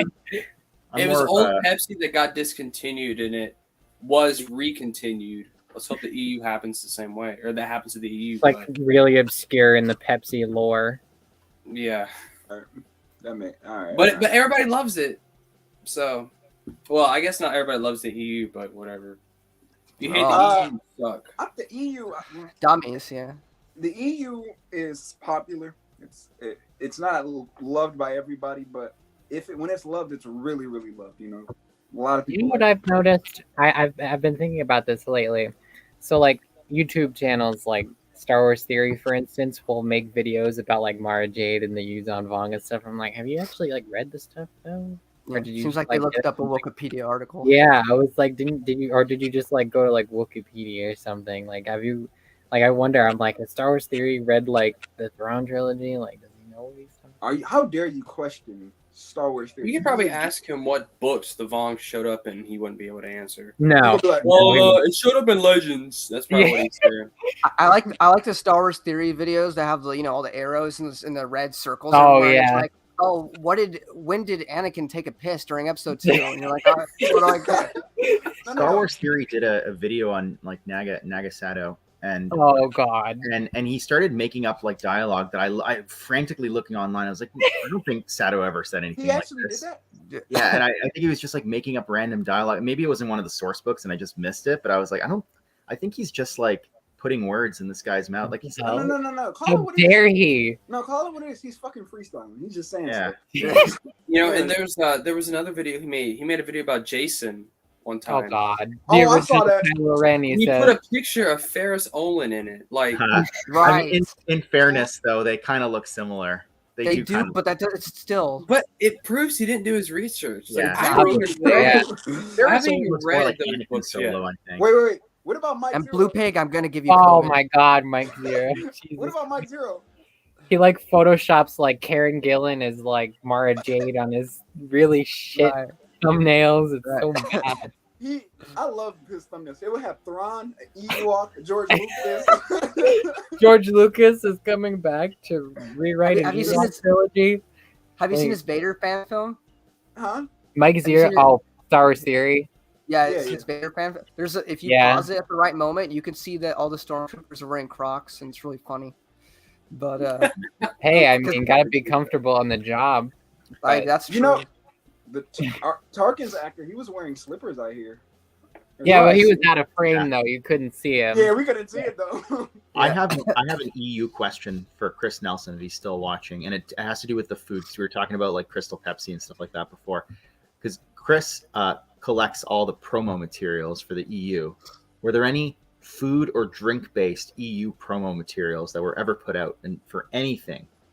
Hot like- chocolate. Great You know, like question. Shadows of the Chocolate. Empire or something like that.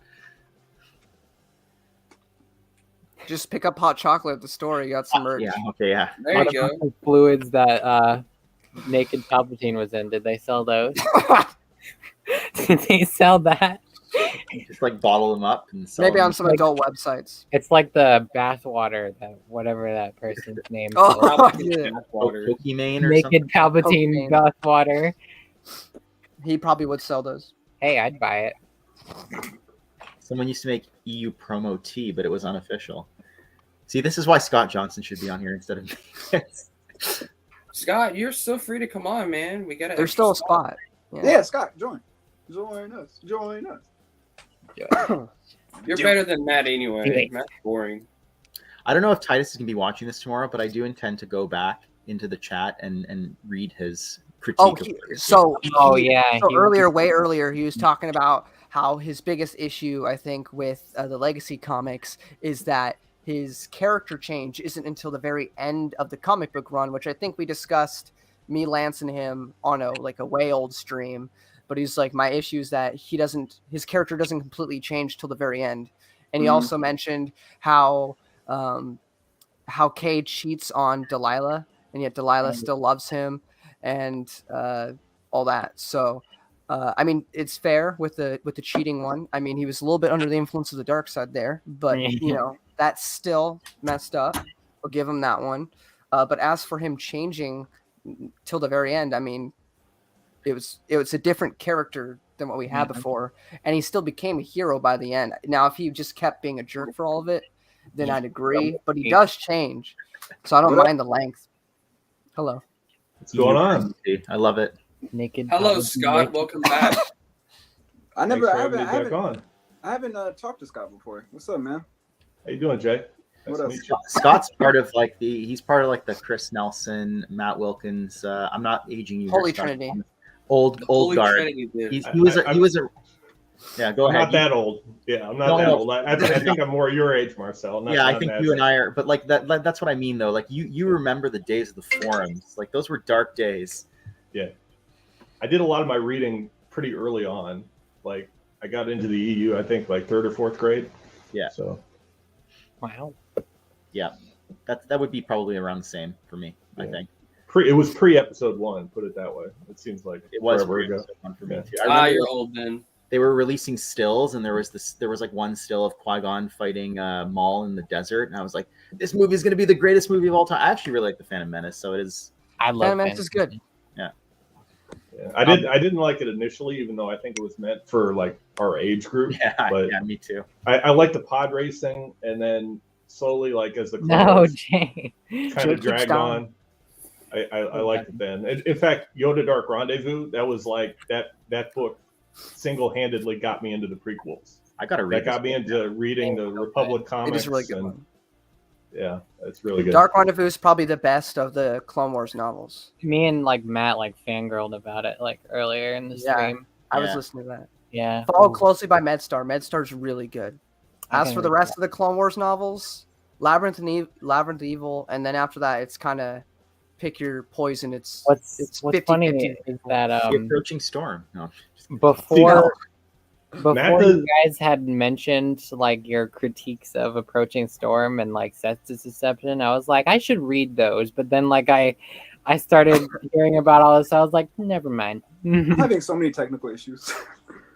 now you Like, know. he that- leaves every hour and then comes back. I was gonna say now you know you can if you ever want to be a completionist, you can leave those till the end and just suffer through them. Melissa Lord says, I remember the forums in the 90s. I used to go on the force.net. That was the website that I went on. I wasn't even an idea in the 90s. Yeah. Well, Yay. There was I. Yeah, I was on there, and I followed Nathan P. Butler's stuff, who does like the Star Wars Timeline Gold, or he used to. And I used to really be into timelines. I used to like make unofficial lists about what comes before what, like integrating the comics, the short stories, like everything. I was real big on that. I remember I emailed him probably like super stupid questions, like when I was really young. But then I followed him like all the way up until the point he retired.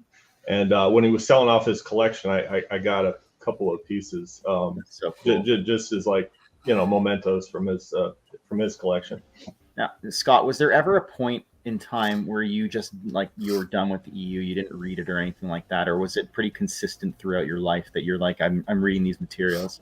I definitely paused during high school and college. I was still a fan, and I still had my collection more or less, but like I was involved in other stuff. I didn't read all the books like the week they came out, like I used to.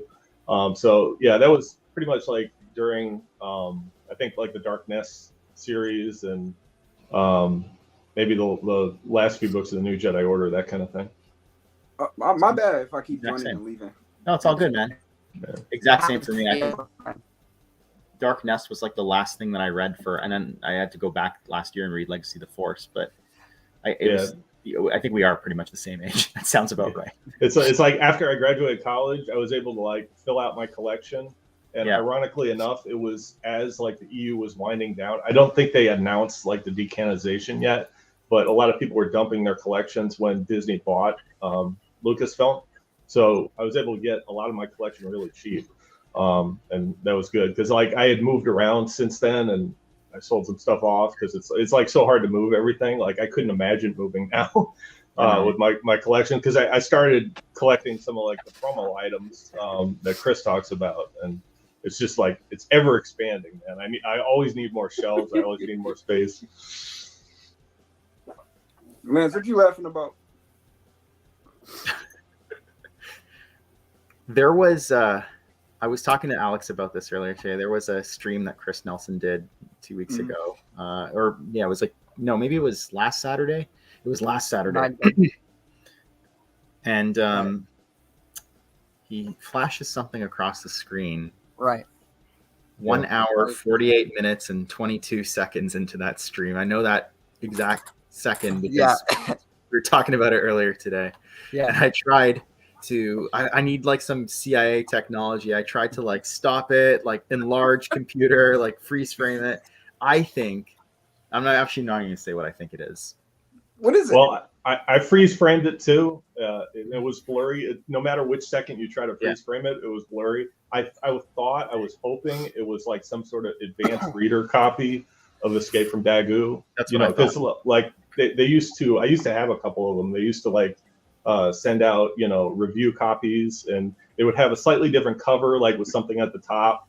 So I was hoping it was that, but I don't think he has it, to be honest with you. I'm gonna send There's it. definitely that cover. What did But I don't you know say? if it's actually Marshall? anything. He has something with the Escape from Dagu cover, but I think it's just a picture. I don't think it's the actual book. Oh, okay. I'm gonna send it to Quantico, get them to decode it, like unscramble it so I can see what it is. Lord. Also, when somebody else had asked me this in a Discord, I think, but they're asking, or no, this was in Matt's stream that he did earlier today, and we were talking about Hand of Thrawn 45 again, and it was funny because I remembered how Matt or Chris was asked directly, can you just please, like, for my peace of mind, admit to everybody on stream that you are not Hand of Thrawn 45? And he said a bunch of things, but he never directly said I am not. So I just found that funny. That doesn't mean he is. It's just It was funny. incredible. No, he's Hand of Thrawn 45. It's confirmed. Nah, he's the guy who uploaded Heart of the Jedi. That's who it is. Yeah. So, I have insider info. I love all this like EU folklore that's built up around Chris Nelson. I think he's Hand of Thrawn 45.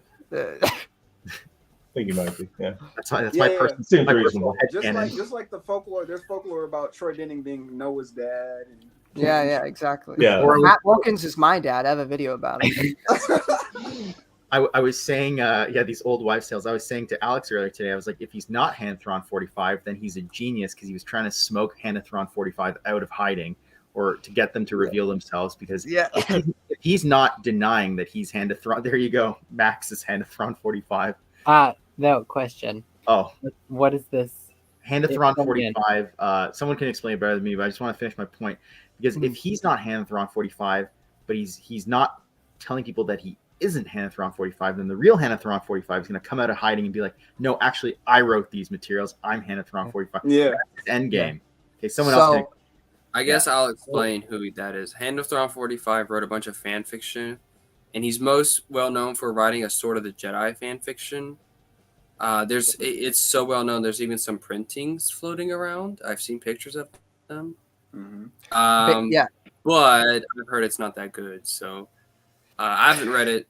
So don't take my word for it. But I've heard it's not. I heard contrary evidence. So Hand of Thrawn 45 is this mystery writer. Yeah, you can find it on like his, fanfiction.net. Chris is saying he knows who he is. Account name. Yeah, it's the Chris account in name. the chat can say. I've read at least 3 of the stories now. 2 of them are a loose duology, but they're sequels to Republic Commando and Coruscant Knights. And then I just finished today this story that takes place after the X-Wing comics, but before the X-Wing novels. Mm-hmm. And the writing it doesn't seem like me or Lance just getting up on the computer one day and writing a story as a fan. Like it feels much more professional. So to me, I think it's Matt speculated that maybe it's an editor or an author that just wanted to write more because it's really well done, and they go out of their way, whoever it is, to not contradict established lore and to make it all fit, which is the only way I accept fan fiction. Like if you have a story about Anakin coming back to life post Return of the Jedi, like it might be a cool story, but I'm not going to read it because it doesn't make sense with the canon.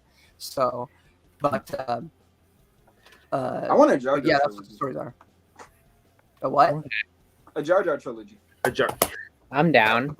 No. Chris is very close to his editor because that's his editor is also Chris's editor because Chris is Hand of Thrawn 45. So, not Hand of Thrawn 45. So, what if it's Lance? So I have a few questions. So heard my name. Scott, you're part Yeah, of what like if the, you are Hand of Thrawn? so Scott, you're part of like the old guard of the EU. I don't write that bad. So. I feel like that's dating me. Like I'm kind of like Sorry, Scott. not as old as Matt, but a lot started older this. than Oh, Lance so and you're Alex. you're in the middle. You're in the middle. Yeah, halfway in the middle. So I want y'all to see this. These are all of the printings of his books. Ah, nice. Wow. So, Those are some nice covers. Wow. Yeah, I read the first 3 at the top. you have? Yeah, I've read the Republic Commando, the Coruscant Knights, and the Hour of Judgment, which is about Baron Fell joining Thrawn, and a bunch of other stuff in that. But that's the main thing.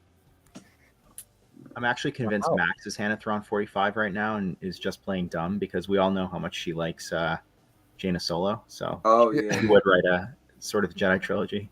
Wait, why is Siri Tachi on Empire of Light? Well, Hannah Oh wait, Thrawn is it? didn't No, make that's these. a prequel era book, isn't it? Okay, I thought that was that's a Tahiri. prequel era book. I was like, what the? Is that supposed to be Siri? I thought it was Tahiri. I can No, barely that's see. Siri. Oh. Well, And no, these that's are made by. Horn's grandfather. I don't know who that That's, is.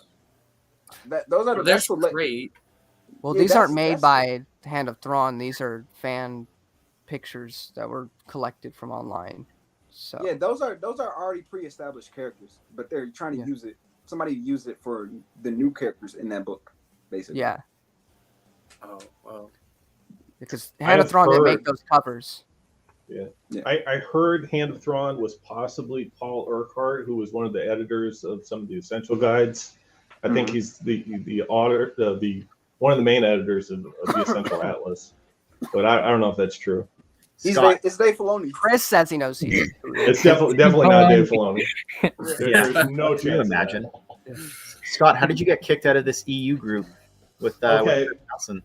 I forget exactly, but there was some group around 2015 that it was a very weird EU group that didn't accept the Clone Wars, like, and either the TV show or any of the related books or comics as expanded universe, even though they are. And I think I said no, that's wrong. And they said we're gonna kick you out if you say that's true. I was like, all right. Oh, you kick said me it out. back. Goodbye. Yeah. I mean, I it think is. Yeah. I think it was the alliance to preserve the expanded universe or something like that. It was really weird. As much as Yeah. I hate to admit That's it, it. That sounds like a very interesting sub faction. Very, very interesting folk, huh? Yeah. I didn't really get it, but Yeah, I don't understand. it's irrelevant now. So if you do that, then what about Fate of the Jedi with the, Abeloth and all that? Oh yeah. Yeah, what about- I don't know what they say. I was like, well, is Fate of the Jedi not considered EU? like they. I don't know what they'd say. Yeah, what's your response to that? I don't think they would have one. Oh no, of course not. Because they haven't read it. They're gonna kick you out before they answer. Yeah. Speaking of Fate, I got the first 3 books finally. I found some sellers on Facebook, so with no Legends banner. no Legends banner. Based. I have Based. been specifically putting out, like, in the group for Facebook, I'm like, I need these without Legends banners, and it's made the search like so much more difficult, but Mhm. it's going good. I guess I have the first 3 now coming in the mail, so Well, that's good. yeah, I've been getting all of my books for like incredible prices, and some of them for free. So That's Yeah, awesome. I've never gotten a free EU book, so yeah, I actually the that's autographed one I got for free. The Greg Keys autograph I got. Whoever was smoking, they must have been smoking something when they put that on the site. I mean, Maybe it they have. didn't a bunch even of copies. say. It didn't even say autographed. It was literally just a regular standard copy. And I opened up the package. I was like, oh, what the hell? And then Maybe they don't know. Maybe they don't know. They're just selling. it had a sticker right on it that said autographed copy. Oh. Yeah. Okay. All the books and comics I have are digital that I paid for, but then I've had 2 separate people. One who's a friend of Matt's. His name is Michael. He had a couple extra copies lying around with no Legends banner, so he just sent those to me.